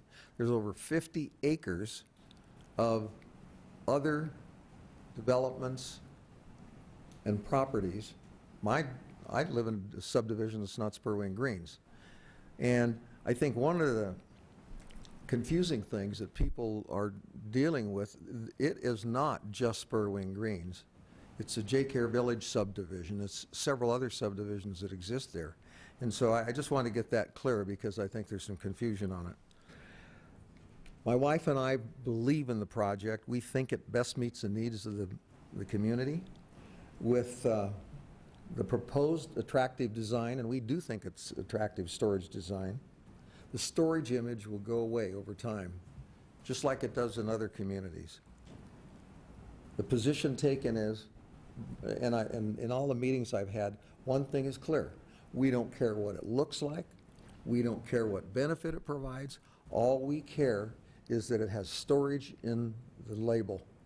And that storage in the label is the whole reason we don't want it. Not appearance. I couldn't get anybody to engage on appearance when I went to talk to them. I tried. I says, can we change something? Would not talk. The room went quiet. And so that's the issue. It's a psychological issue, totally to do with image. I had some other remarks that I was going to make.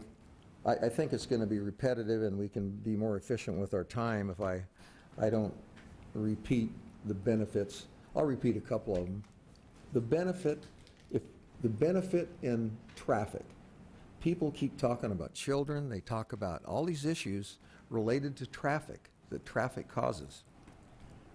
If you use the data from Republic Storage, the 11 acres, the traffic they'll have at full build-out computes to 5 homes, the equivalent of 5 homes. If you use the ACHD information, it equates to 7 homes, equivalent traffic. If you use the national standards, which are probably too high for Boise, it's 50 homes. The point is, it is so substantial, the traffic benefit, that it's just why people keep arguing, I'm just kind of confused. But at any rate, I wanted to make one other point, and it has to do totally with the petition. I wanted to study the petition because what was going on? Was this information I was sharing, was it really getting out to the people? And the answer was it wasn't. And how did the petition run? What happened? You can pull this up on your computer if you have access to the petition file. There was a document in there. Yeah? Can I ask you to summarize? Yeah, I'll just make this last point. Thank you. There's a document in there that was a response to one of the people that asked them to sign a petition. And here's what it said. You absolutely have my permission to add my name and address to your petition. I would be interested in learning more about the monstrosity you speak of. That is how that petition has been sold. It's in writing. You can look it up. Emails was used. Knocking on doors was used. That's how you got 300 and some odd signatures. People didn't know what they were signing. Look it up. Council, any questions for Mr. Carnahan? No. I made notes on a lot of questions and things that I could answer. Do you want me to do that all later? By the way, it's just answering questions that were raised. Yes, that's part of the closing. Okay. Thank you. Thank you.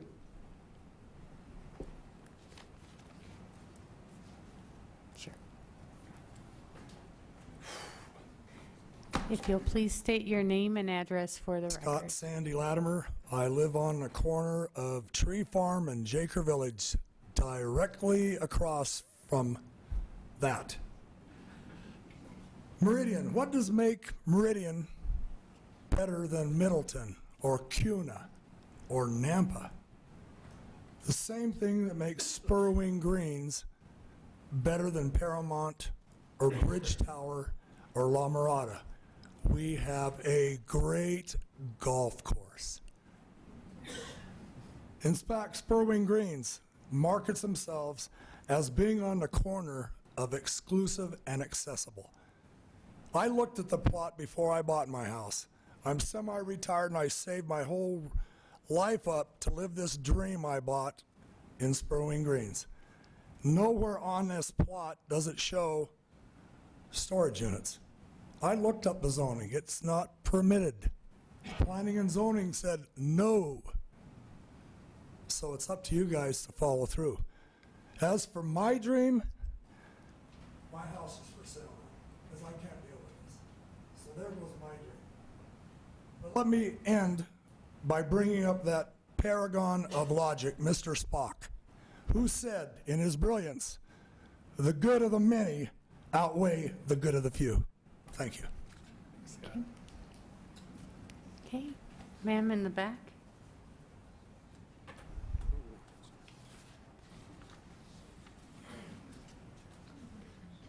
Good evening. Good evening. My name is Jan Hickey, and my address is 4192 West Greenspire. Thank you. And I just want to comment, the attorney that opened with his comments mentioned for you not to rule on emotion or politics. So I just want to state that my comments will be neither based on emotion or politically driven, but more on just a appreciation for the spirit of zoning best use and certainly pre-existing zoning. And I just wanted to comment to you, Mr. Councilman, about I really appreciated your comments about the item that was up before this with the Paramount subdivision. They had clearly planned out at least 12 years in advance what their development was going to look like. And so those apartments did not come as a big surprise to the people that had purchased in those subdivisions that they've done. But this is different. I mean, you can tell no one saw the storage units coming, and I kind of want to add that I have held an Idaho real estate license and was focused more on the commercial side and then went into some commercial banking. And so I understand that a lot of times land sellers will approach application for zoning changes when there is contingencies on contracts. I don't know if that's the case with this, but I'm assuming based on their presentation. And I guess I just want to end by saying to just kind of keep that in mind, that the original intent is obvious, what was laid out. And, just from talking to several of the neighbors, they're not opposed, as the attorney said, to any kind of commercial development. They're just opposed to storage units, which clearly don't fall in the current zoning. Thank you. Thank you. Yes, sir.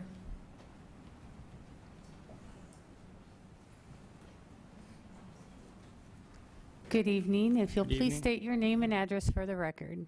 Glenn Humphreys, live at 6880 North Pyra Avenue, Spurwing Greens. I'm going to speak from experience. Spent just under 40 years in law enforcement in California. I retired as an operations captain for a sheriff's office. I spent many years as a patrol officer, and I know what attracts the criminal element. The statistics that were displayed earlier about Spurwing Greens and how low the crime stats are, that's for a reason. It's because of the residents who pay particular attention to what comes and goes. And it's also because right now we don't have anything to attract the criminal element.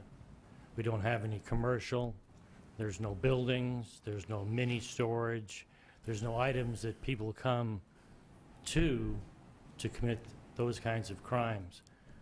Granted, there has been conversation about what you'll find in a mini storage, but there's also the element that comes to the mini storage, puts their stolen property inside, and then drives around to see what's around the area.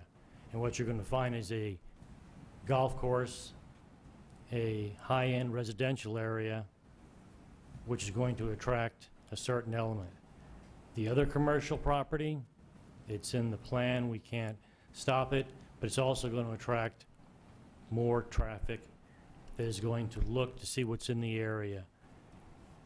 I have stopped plenty of people who were in the area for no purpose in other jurisdictions other than looking for something. I don't want them in Spurwing Greens looking for something to burglarize because they were there using the mini storage. And I would ask that you also oppose approval of the rezoning as the Planning Commission did. Thank you very much. Thank you. Yes, ma'am.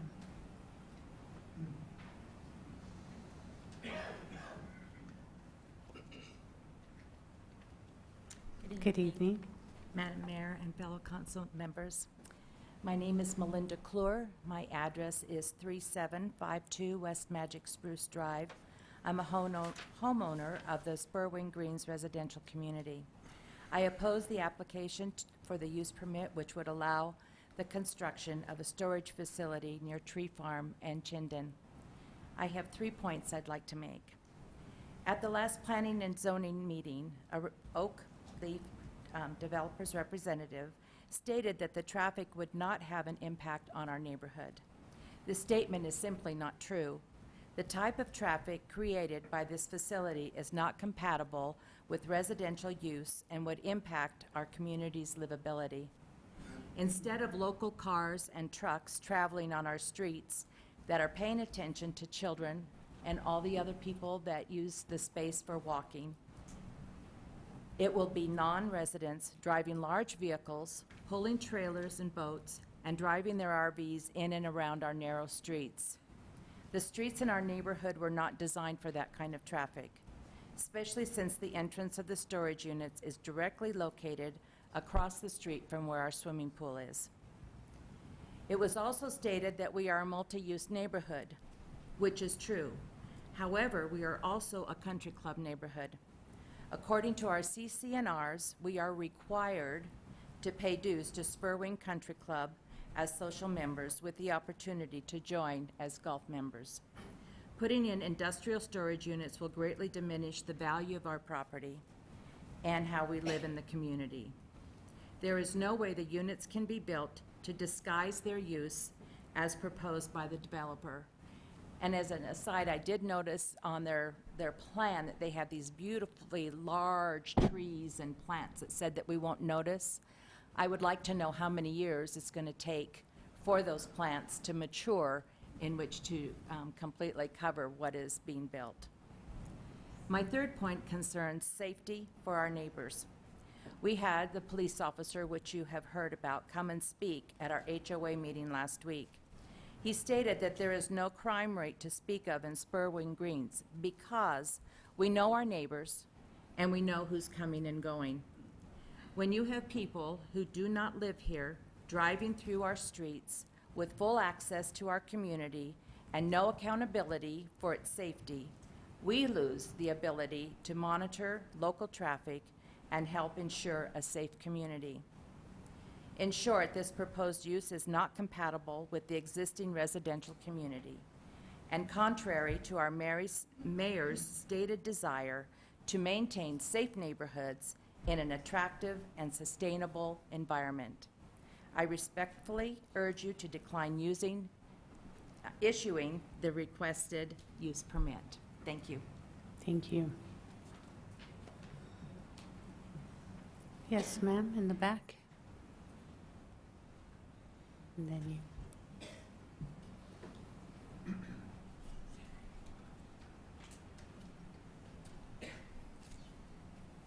Good evening.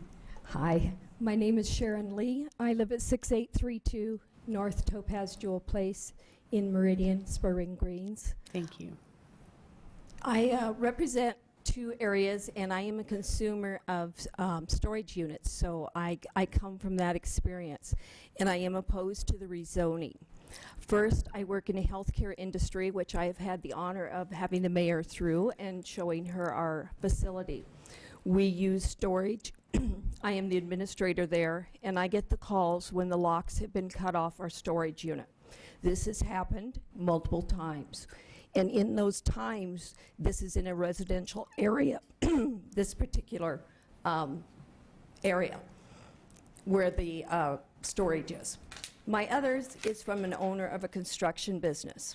And I will tell you that the majority of the folks in Spurwing subdivision do not need a storage unit. We have 3 to 5 car garages, and most of our hobbies are located in there. What you will get is my husband's construction company in there. It's close to where all your new developments are going out on Shinden. And we make money by using less gas. So I will store my concrete chemicals in there, and my trucks will go in and out. And my experience as the owner of this is I get the calls when we break the curbs, when we run over stuff. And this will happen because it's already happening in our subdivision. So I am opposed to this, and it's from a consumer point and from an owner in this subdivision. Thank you. Thank you. Sir?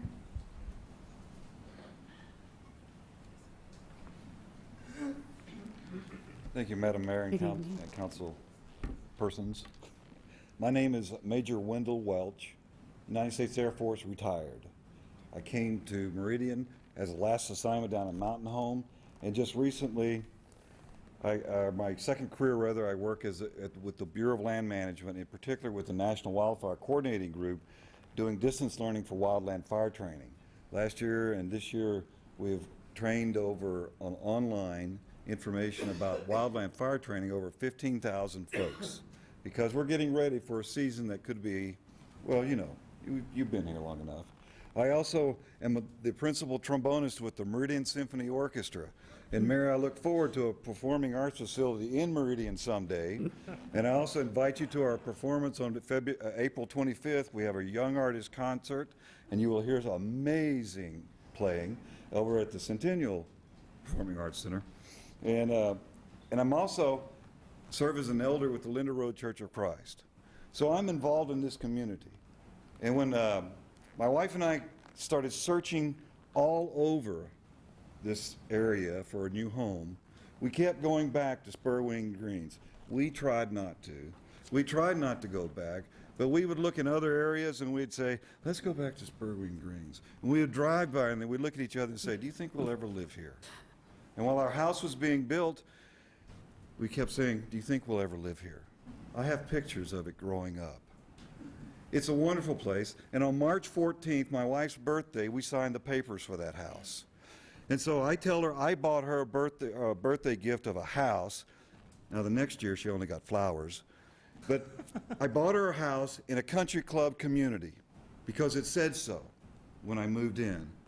And at that time, it was not near or next to a storage facility, nor was there any known intention of building ones. Being very involved in Meridian, I am an empty nester, which, just think about it, I'm downsizing. And I got a 1,000 square foot garage. I got plenty of room, and I also use it as my office for my study. I practice my trombone in it.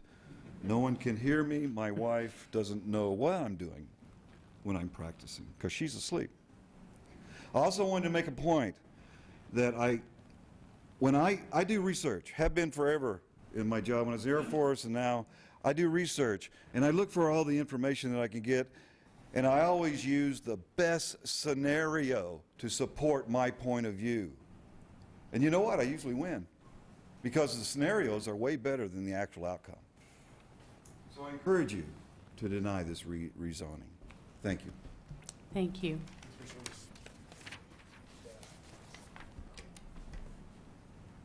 Yes,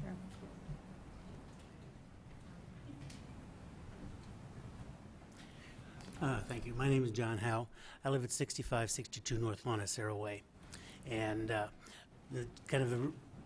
adding on to all the comments that have been said before, traffic's been talked about a lot. Yeah, there's traffic. The big thing about traffic is the type of traffic, not the quantity of traffic that I think people are concerned about. The initial briefing talked about my concern is that the compatibility of this plan with the subdivision. The initial briefing talked about there's a considerable amount of storage storage requirement. I think that there's probably a considerable amount of storage already available in the Meridian area, and that's just off the cuff comment from there. We talked about signage and the security of the facility. On the displays, there was no indication of signage on the buildings on the drawings that they showed. Security being the security of the Republic area. My thought there is the Republic areas that I'm familiar with when I drive up and down Chinden have concertina wire around them, and the view there, and that just, in my mind, just does not fit in with the atmosphere the environment that we're in here.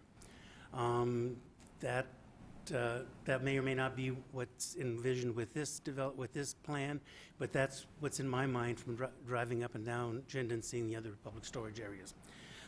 So lastly, if there's not really enough demand to fill up the current CN storage, one option, a possible option would be to expand the residential option and put in something like patio homes or something along those lines to complete that development area. Thank you. Thank you. Okay, any further testimony? Oh, Mr. Turnbull. Madam Mayor and members of the council, I generally endeavor to stay out of applications by other developers. It's oftentimes non-productive or counterproductive. I mostly came here and to the Planning and Zoning Commission meeting to defend my reputation if necessary. Now, I would say I've known Doug Carnahan for a number of years. Used to be a tenant in one of my buildings when he was churning out lots of laser printers and so forth at HP. And Gary Allen's a pretty decent attorney. He actually represents us in a lot of applications. But he is an attorney. He's a very fine attorney. You know, the reason I've come here is because when this application first hit the neighborhood meetings, we got a tremendous number of calls. Brighton, along with Chris Anderson, we are basically the board of the homeowners association, and the homeowners wanted us to take a position. As I stated previously, we find it sort of counterproductive to do that as a developer. So we just yielded that to the advisory committee, which we formed. Now we keep control of our subdivisions till we're done with them, and oftentimes maintain them after the fact for the benefit of the homeowners, because we think we do a pretty good job of that. But we left that to the advisory committee, and what they've organized here is what you've seen as a result of that. And so I was warned, though, that many people were upset with us because they thought that we owned that property, that we had something to do with the application. And as much as we tried to dispel those rumors, it didn't seem to work. So I just came here more or less to defend myself if somebody blamed us for whatever. And I didn't hear any of that. And actually what I heard was I think we've been doing a pretty good job. But then Gary Allen introduced a letter from Peter Oliver, who used to be a partner of mine, talking about the comparison between Paramount and this application. We did do a storage unit in Paramount. It's about half this size. Paramount is roughly 4 or 5 times the size of Spurwing Greens. There is no outdoor storage. It is in a CG zone. It didn't require a rezone. It shares a commercial collector access. And so, as much as you want to, if you want to bring those comparisons in, they're really not applicable. It's an inapt comparison. I'm not here to comment on this particular application, but that's just, I just didn't want that comparison to stand. I think that then one of the residents got up and compared Spurwing Greens to Paramount and saying, one's better than the other. I think they're both great. Paramount is a different type of community. It's a totally different type of community. We recognize that. We market it as such. It happens to be the best-selling community in Idaho, and we're pretty proud of that. So that's all I had to say. I just wanted to clarify that for the record, and if you have any questions, I'd be happy to answer. Wow. Oh, good timing on that. Thank you, David. Any comments? I've got just maybe a quick question, and maybe this is a better question for the advisory committee, but in Spurwing Green, the CCNRs, does it specifically ban recreation vehicles, trailers with four-wheelers or snowmobiles, those types of things? There are limitations on what you can park, where you can park, what kind of garages you can have. You've probably seen other neighborhoods in the area that have turned into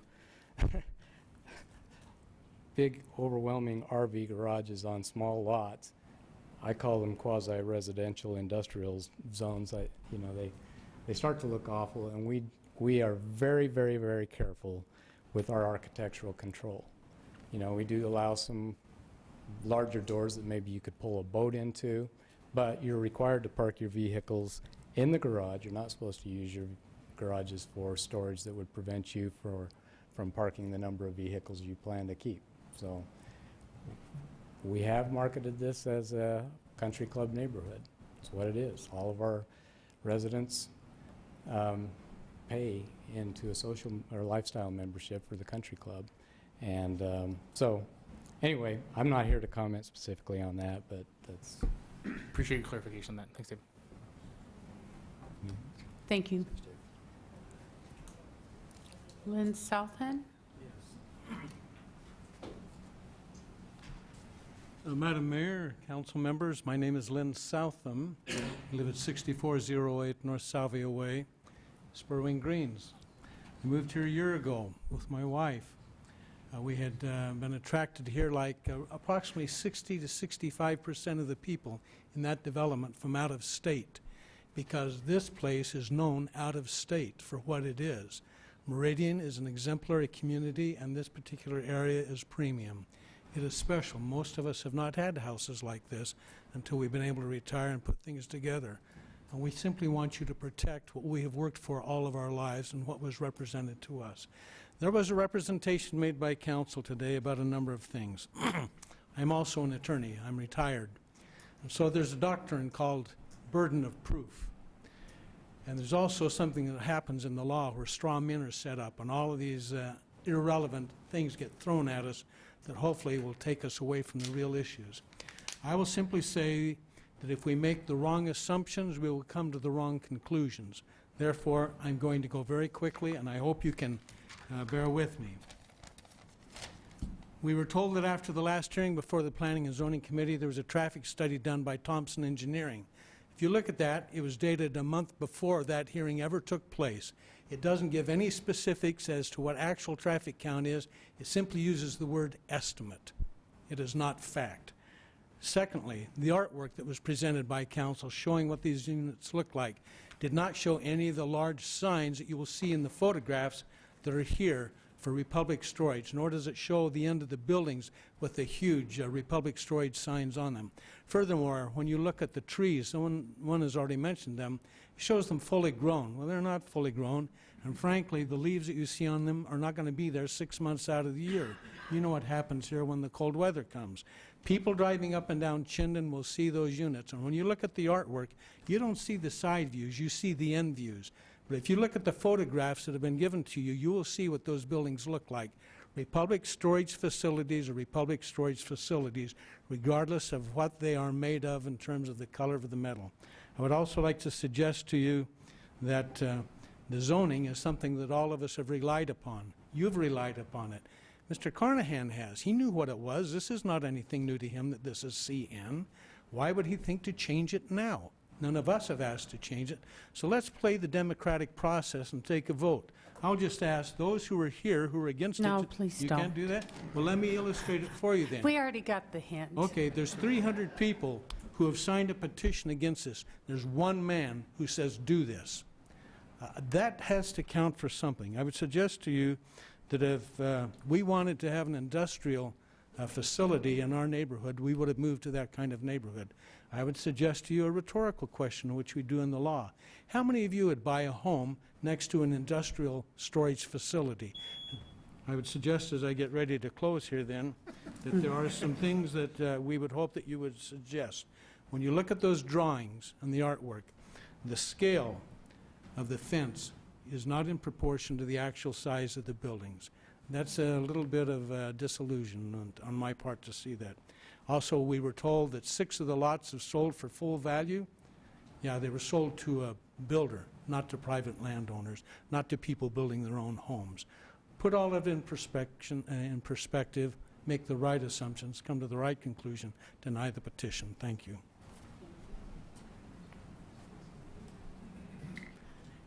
Okay. Mr. Allen, are you going to wrap this up, or Mr. Carnahan? Yes.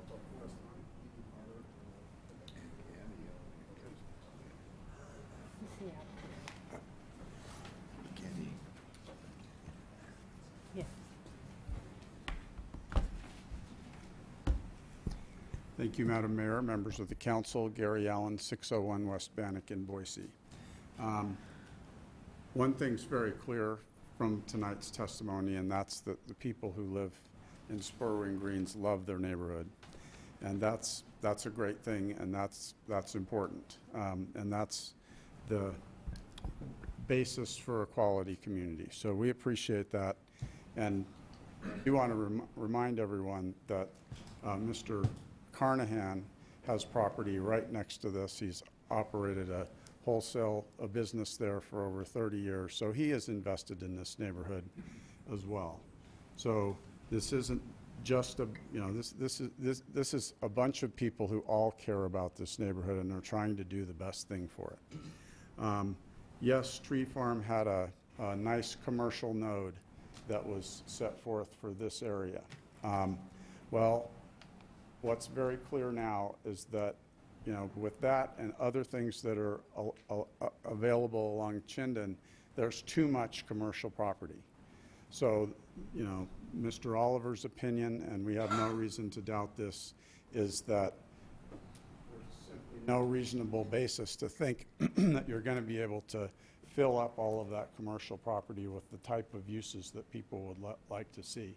It would be much more lucrative for Mr. Carnahan if he could put the type of office and commercial buildings that the neighbors were showing in this development and fill that entire 16 acres with it. But that's simply not realistic at this point. So what do you do at that point? Can you put in residential in an area like that? Well, I think that what anybody will tell you is the closer you get to a road like Chinden, the more difficult it's going to be to put in residential properties, the less they're going to be worth, the more they're going to be a problem for the neighborhood. So that's not a viable option, and that is why you had a buffer area along Chinden in the original plan. So that still comes back to what do you do? And the only thing that we have found that is a viable use there is the storage use. And we recognize that's not a desirable use from the standpoint of this neighborhood. But if you look at that site plan, it is almost 100% blocked from the neighborhood. So it's behind all of those acres of R15 development. It's behind 5 acres of commercial development. The only thing you see is a well-landscaped entrance with a home and a gate. And so we think that that's gone an awfully long ways to limiting those visual concerns that people have. Otherwise, what we heard over and over again from the neighbors is simply, there is a taint with this use. They have bad perceptions in their minds about what storage units are like, and what Republic plans to do here and what they've done in other places is obviously have to hit the highest level you possibly can with the storage facility here. So it's a very high quality design. It's the best type of building materials and things that you can do with this type of facility, and the best safety practices that you can possibly use. So they know that the bar has to be high. And I think this is one of those things that once it goes in, it's essentially going to disappear within this neighborhood. It's a tiny little entrance within here. And, you know, I think that it's something, it's one of those things that everybody's thinking about it now because we're talking about it. But if you're living with it, we don't think that they're going to see it. You know, you hear a traffic count of possibly as low as 40-something trips a day. It's what Republic is experiencing in their facilities. Even if those are trucks, they're, you know, that's, you know, a few trucks an hour or a few trips an hour.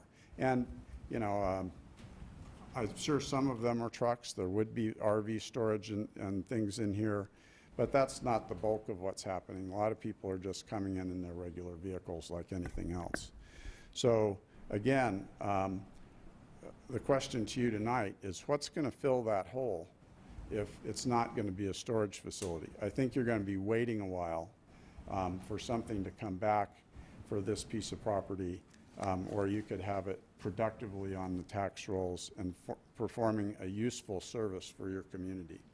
So I don't want to take up any more time than that. I want to save a little time for Doug. So Doug, do you have a few things to say?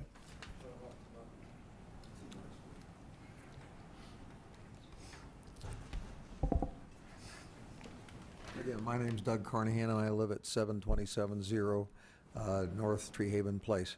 I just made a lot of little notes that are just kind of small things, and then I'll say one big thing about the use. These are going to be real quick. There's a severe compliance problem with parking and driveways in the community, and storage is a need. People laughed about club access.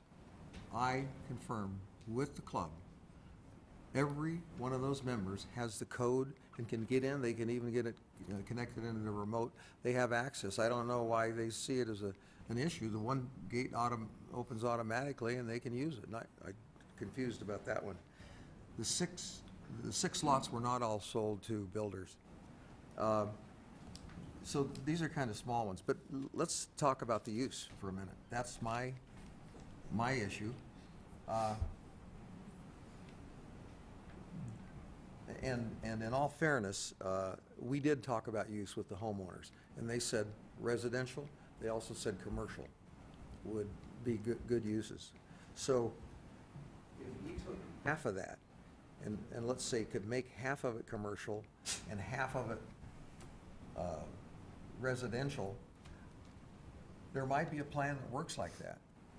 All I want to make sure people do understand, because we'll probably end up in having a discussion like this again.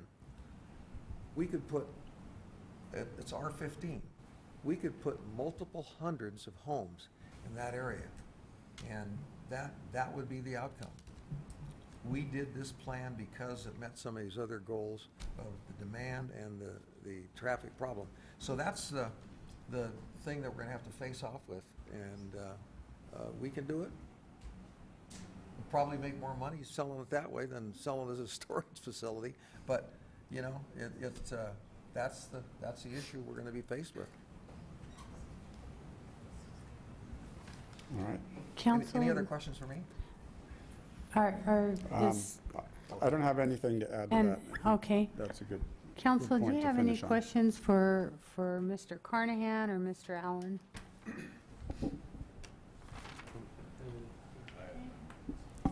Thank you. Thank you.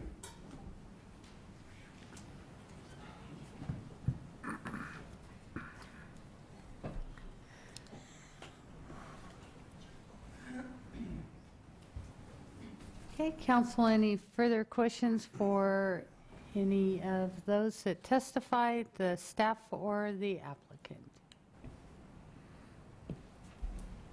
Mayor, just to kind of go back in history, because we've had a lot of history tonight, so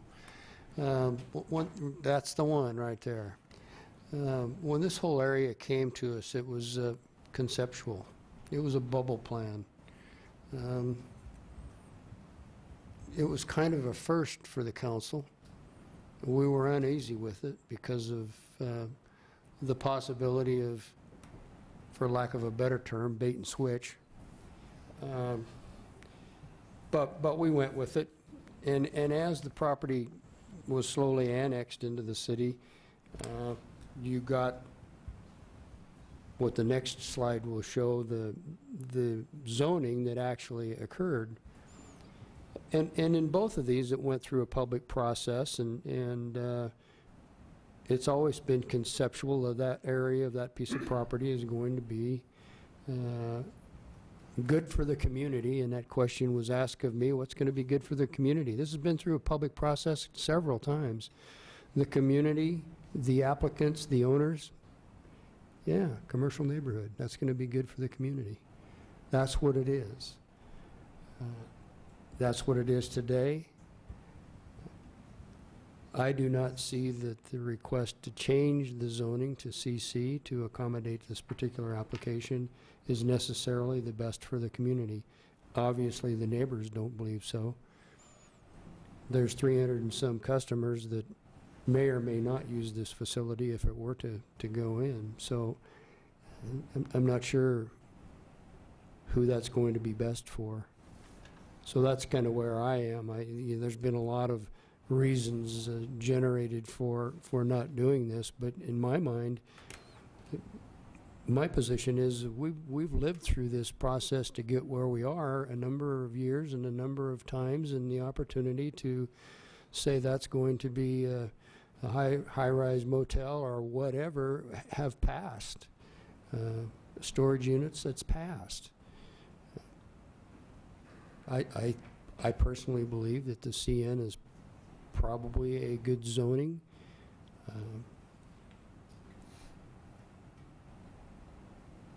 I don't believe upscaling it or downscaling it, however you want to look at a CC, is going to make it better for the community. So that's where I am. Mr. Zaremba? Madam Mayor, if I may turn my microphone on.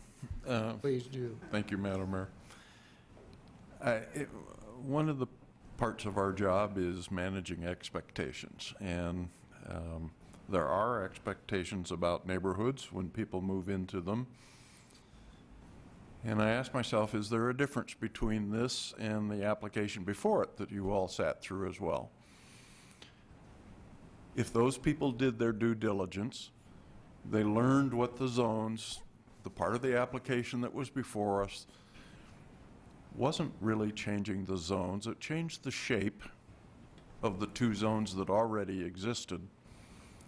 But anybody that did their due diligence could have known what was intended for that corner. And our agreement that the shapes of those two zones could change didn't really change the nature of that area.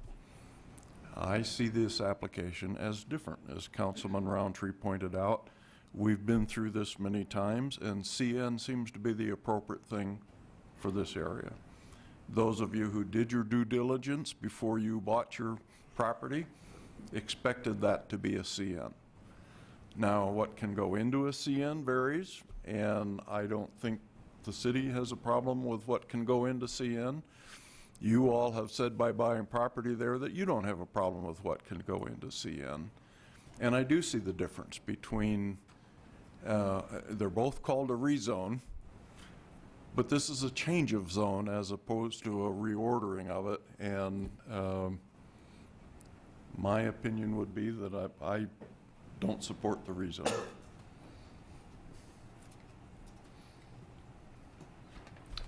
Any other comments from council? I'll be brief, because I know the night is getting long. This is to quote my grandpa, has been a real humdinger for me.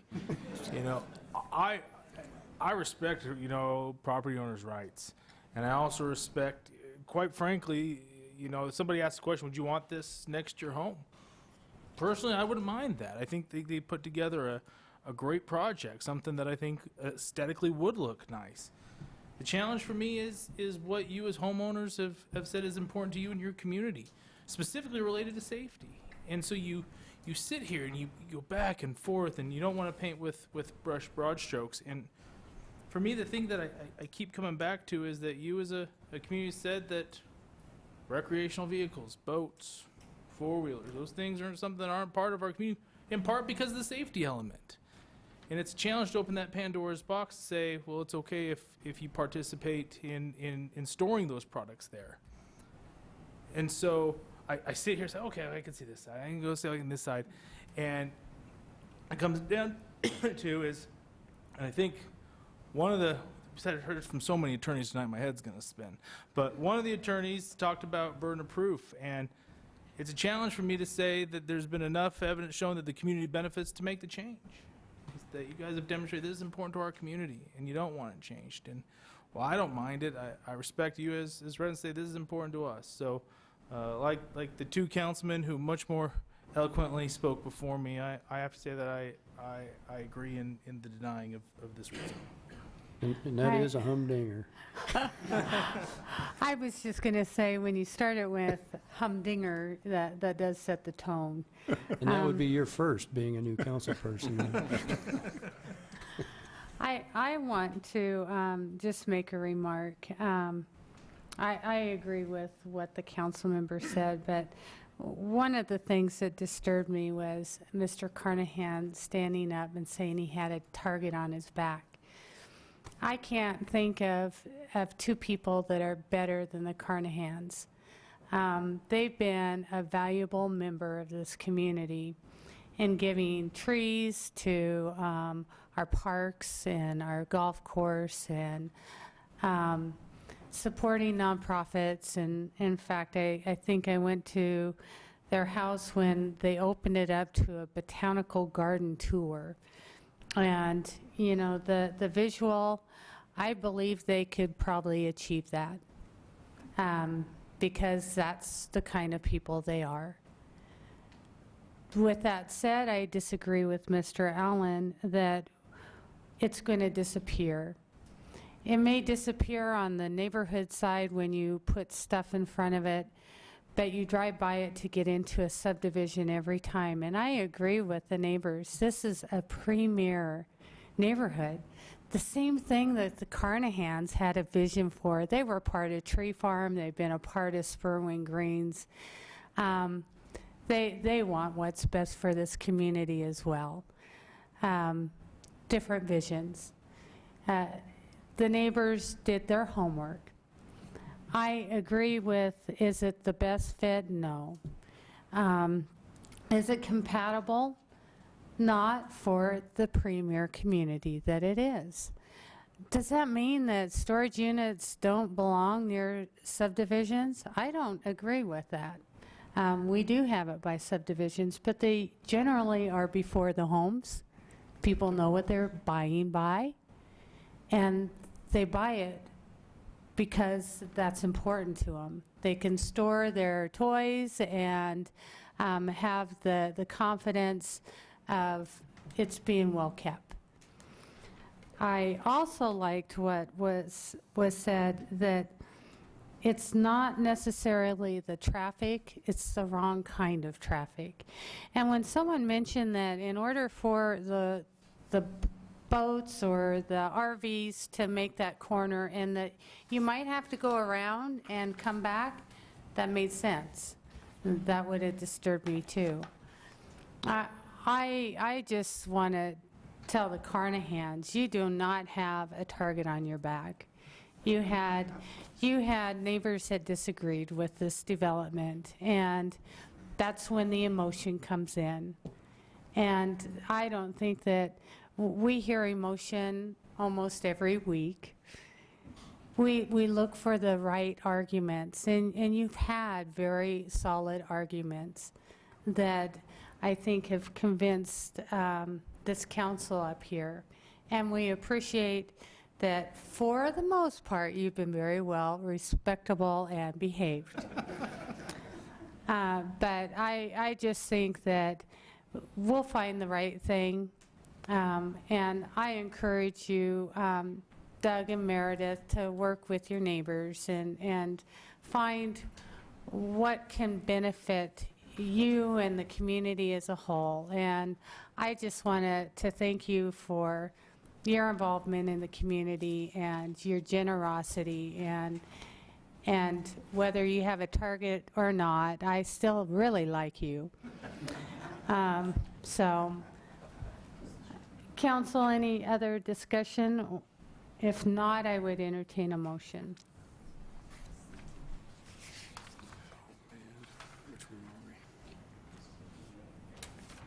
Because I can't make it. Well, we got to close the public hearings. I'll close the public I hearing. would entertain that motion. Madam Mayor, Mr. Byrd. I move we close the public hearings on RZ 15-003, PP 15-003, CUP 15-003, and MDA 15-001. Second. I have a motion and a second to close the public hearings on items 9F, G, H, and I. All those in favor say aye. Aye. Aye. Motion carried.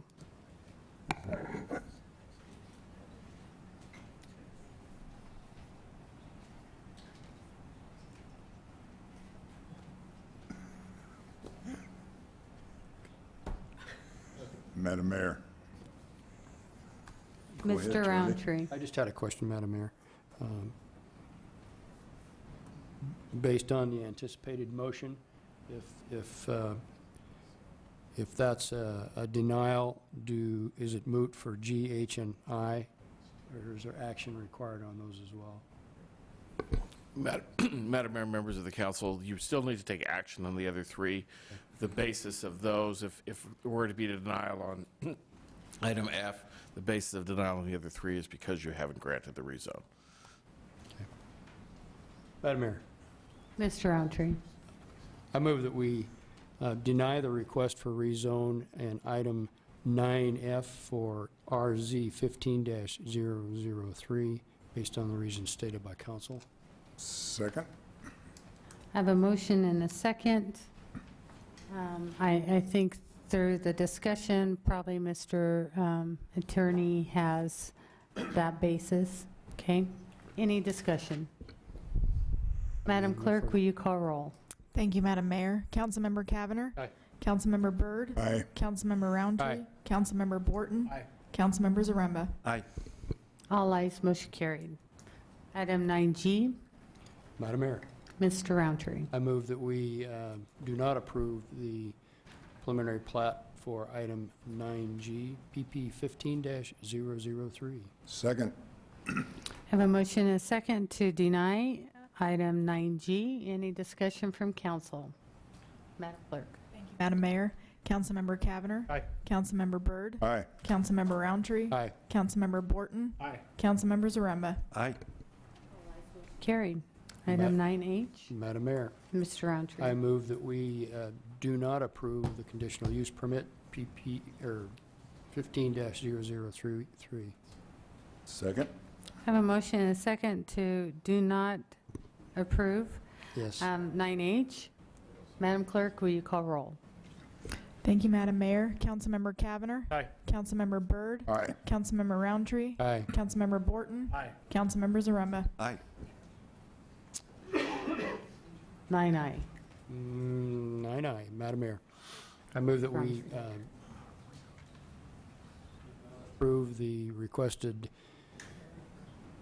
amended development agreement, 15-001. Second. I have a motion and a second to deny item 9I. Madam Clerk. Thank you, Madam Mayor. Councilmember Cavanagh. Aye. Councilmember Byrd. Aye. Councilmember Roundtree. Aye. Councilmember Borton. Aye. Councilmember Zaremba. Aye. All ayes, motion carried. Thank you all. Item 10A is under department reports. I'll turn this over. Caleb, why don't we just take a quick break, and I won't recess this. I'm just going to Let the audience disband.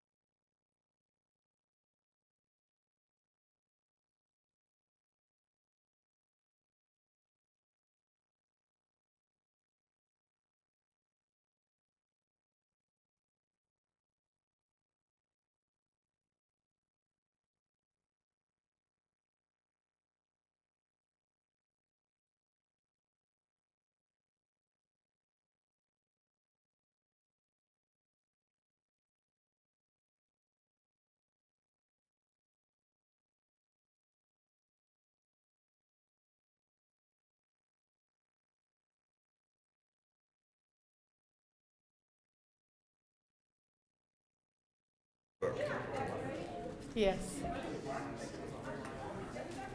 Okay, item 10A, I will turn. Appreciate it. We got Thank more you. business. Well, appreciate I will, Have a nice evening. I will turn this over to Caleb. Thank you, Madam Mayor, members of the council. This item has actually been moved to this agenda item we discussed on March 17th, the city's priority project lists for 2015. At near the end of that meeting on the 17th, it was requested that I put together a draft cover letter for our priorities, as well as a top 15, top 20 project ranking. So you have not seen the top 20, top 15 yet. It's actually 15, and then there's the next 5 roadways, the next 5 intersections if you want to change these. But as we discussed last time, it's really the top 10 to 15 projects that really carry any points or weight with ACHD in their prioritization process. So these are the most important ones. In the packet, you also have, again, the cover letter and all of the lists that we discussed, was that 3 weeks ago? The only changes I've made to the list thus far, and I didn't really receive much feedback last time, so if there's any other changes, please share them. Just as a quick refresher, I can't remember if Councilman Borton was here last time or not. It seems like we had somebody absent anyways. But the yellow highlighted projects are projects that either moved up or down 5 position points from last year that you all approved at the recommendation of the Transportation Commission. So on the far left-hand column is their rank. The only change I've made was I heard from the mayor last time about the Meridian Railway Trail project. She didn't give me an exact number, but commented it was somewhere around 20. She asked that it be moved up. I moved it up to 5, and in fact, I just flip-flopped it with another project, the Locust Grove McMillan to Chinden project. This one is a pretty small project. It is under construction. We're actually working with ACHD right now on their project team. It's in design. It'll probably move forward. I think moving it back 10 or 15 spots isn't going to hurt it any. It'll probably move forward. And again, it's only a couple hundred feet of sidewalk. An important project still, but just for simplicity, it was pretty easy for me to just flip-flop them. So other than that, the lists are, again, what you've seen before. I'm not going to read the letter to you, but on the second page of my memo in the packet is the letter. I did discuss briefly today with Councilman Roundtree some changes potentially to paragraph 4. I'd like to just read to you what I drafted over the past 3.5, 4 hours, or however long we've been here now, as a change to that paragraph 4. This really was an effort in anticipation of the joint meeting today with ACHD. It talks about engaging VRT, ITD, and the other cities within Ada County to talk about things like public transportation, state highways, and not maybe overbuilding the, here, I'll try to get it so that you can read that entire paragraph, to work with ITD so they don't, ACHD doesn't overbuild their portion of the network because ITD is failing to do some of their improvements. Chinden was an example we even talked about during the Paramount. ACHD may overreact on McMillan, and then Chinden gets widened, and maybe you don't need to make McMillan 7 lanes. So I've really pared that down, again, at the direction of Councilman Roundtree, and what I'd just like to read to you to replace what you see on the screen now is, as a follow-up and thank you for meeting with the council and myself, this is in the mayor's voice, on April 7th, we encourage you to continue the dialogue about potential partnerships with other agencies, particularly VRT, ITD, and the cities within Ada County. And then it ends with, the transportation network is not made up solely of ACHD roadways, so please let us know how we can support you in having a dialogue with these agencies and the other cities. Pretty simple. It takes all of that and makes it 2 sentences. Again, kind of a thank you for meeting with us today, and doesn't say everything here that was really talked about today. So that's what I heard. So I can give it to the mayor to review and edit if the council's comfortable with that, this version, but I stand before you now to just seek your approval of the priorities for 2015. Oh, one more thing. Since Brian made the map for me, I would be remiss if I didn't at least put it up. Last year, you all requested a visual of how the projects lay out around our city and area of impact. So this is updated for this year with roadway and intersection priorities.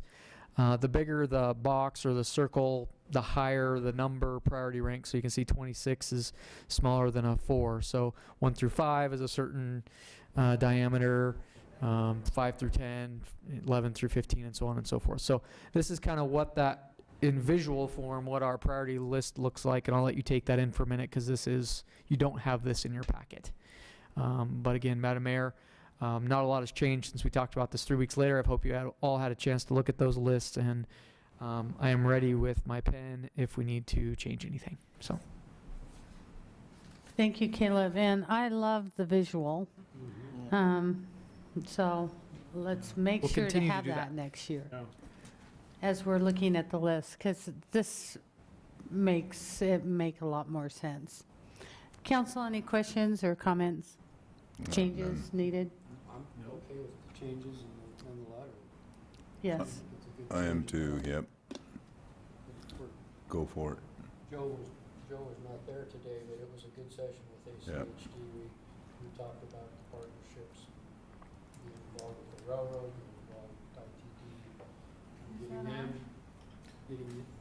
should be. Okay. And getting those relationships started moving forward. So, and they were receptive to that. A little pushback on maybe participating in public transportation, but that's yet to be resolved.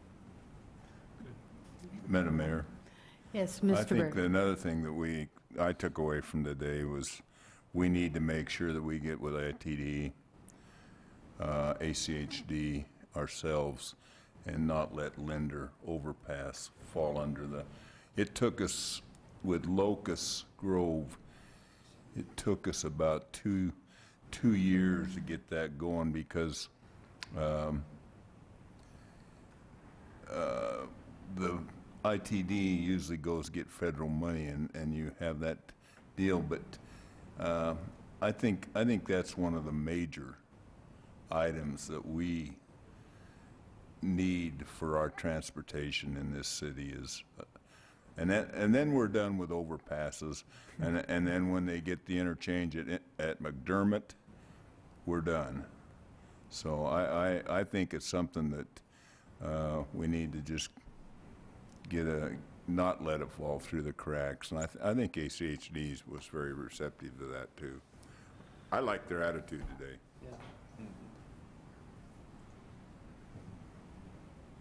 Okay, well, we'll move forward and with the letter and the list as is. And I appreciate all your work. Thank you. And thank Brian for the visual. Okay. Item 11A is ordinance 15-1640. Madam Clerk, will you please read this by title only? Thank you, Madam Mayor. City of Meridian ordinance number 15-1640. An ordinance repealing and replacing Meridian City Code Section 3-1-2 regarding authorization of FBI National Criminal History Records checks, adopting a savings clause and providing an effective date. You've heard this read by title. No one's here, so do I have a motion? Madam Mayor, Mr. Byrd. I move we approve ordinance number 15-1640 with suspension of rules. You're not no one, but I know the lieutenant didn't want to read. He didn't want to read it. Madam Clerk, will you please call roll? Thank you, Madam Mayor. Councilmember Cavanagh. Aye. Councilmember Byrd. Aye. Councilmember Roundtree. Councilmember Borton. Aye. Councilmember Zaremba. Aye.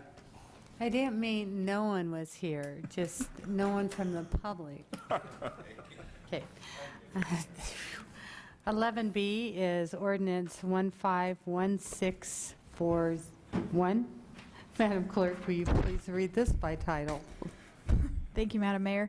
City of Meridian ordinance number 15-1641. An ordinance AZ 14-015 Granton Square for annexation and rezone of a parcel of land being a portion of the north 1/2 of the southwest 1/4 of the northwest 1/4 of Section 5, Township 3 North, Range 1 East, Ada County, Idaho, as described in Attachment A, and annexing certain lands and territories situated in Ada County, Idaho, and adjacent and contiguous to the corporate limits of the City of Meridian as requested by the City of Meridian. Establishing and determining the land use zoning classification of said lands from RUT to R8, Medium Density Residential District, in the Meridian City Code. Providing that copies of this ordinance shall be filed with the Ada County Assessor, the Ada County Recorder, and the Idaho State Tax Commission as required by law. And providing for a summary of the ordinance, and providing for a waiver of the reading rules, and providing an effective date. You've heard this read by title. Council, do I have a motion to approve? Madam Mayor, Mr. Byrd. I move we approve ordinance number 15-1641 with suspension of rules. A motion and a second to approve item 11B. Madam Clerk, will you call roll? Thank you, Madam Mayor. Councilmember Cavanagh. Councilmember Byrd. Aye. Councilmember Roundtree. Councilmember Borton. Aye. Councilmember Zaremba. Aye. All ayes, motion carried. Under item 12, council, any agenda items for future meetings? Does everybody know that tomorrow's meeting with Ada County Commissioners has been canceled? Yeah. Okay. I was the last to learn that. Well, you know, save the best for last. Okay. Do I have a motion to adjourn into executive session? Madam Mayor, go ahead, Joseph. Before we do that, another item that would be helpful for a future meeting topic relatively soon is for us to discuss and maybe clarify as to the Performing Arts Center and the Convention Center Hotel RFP, but specifically to the Performing Arts Center concept, what the city's role and what our position is with regards to that RFP development, and the inclusion or exclusion of the Performing Arts Center as part of that. There's some confusion, to put it mildly, as to what the city's position is on that. So I think we need to clarify that very, very soon. Okay. Surprise. So if that could be on the 14th council meeting for us to discuss. Good luck wording it. Okay. Performing Arts Center discussion.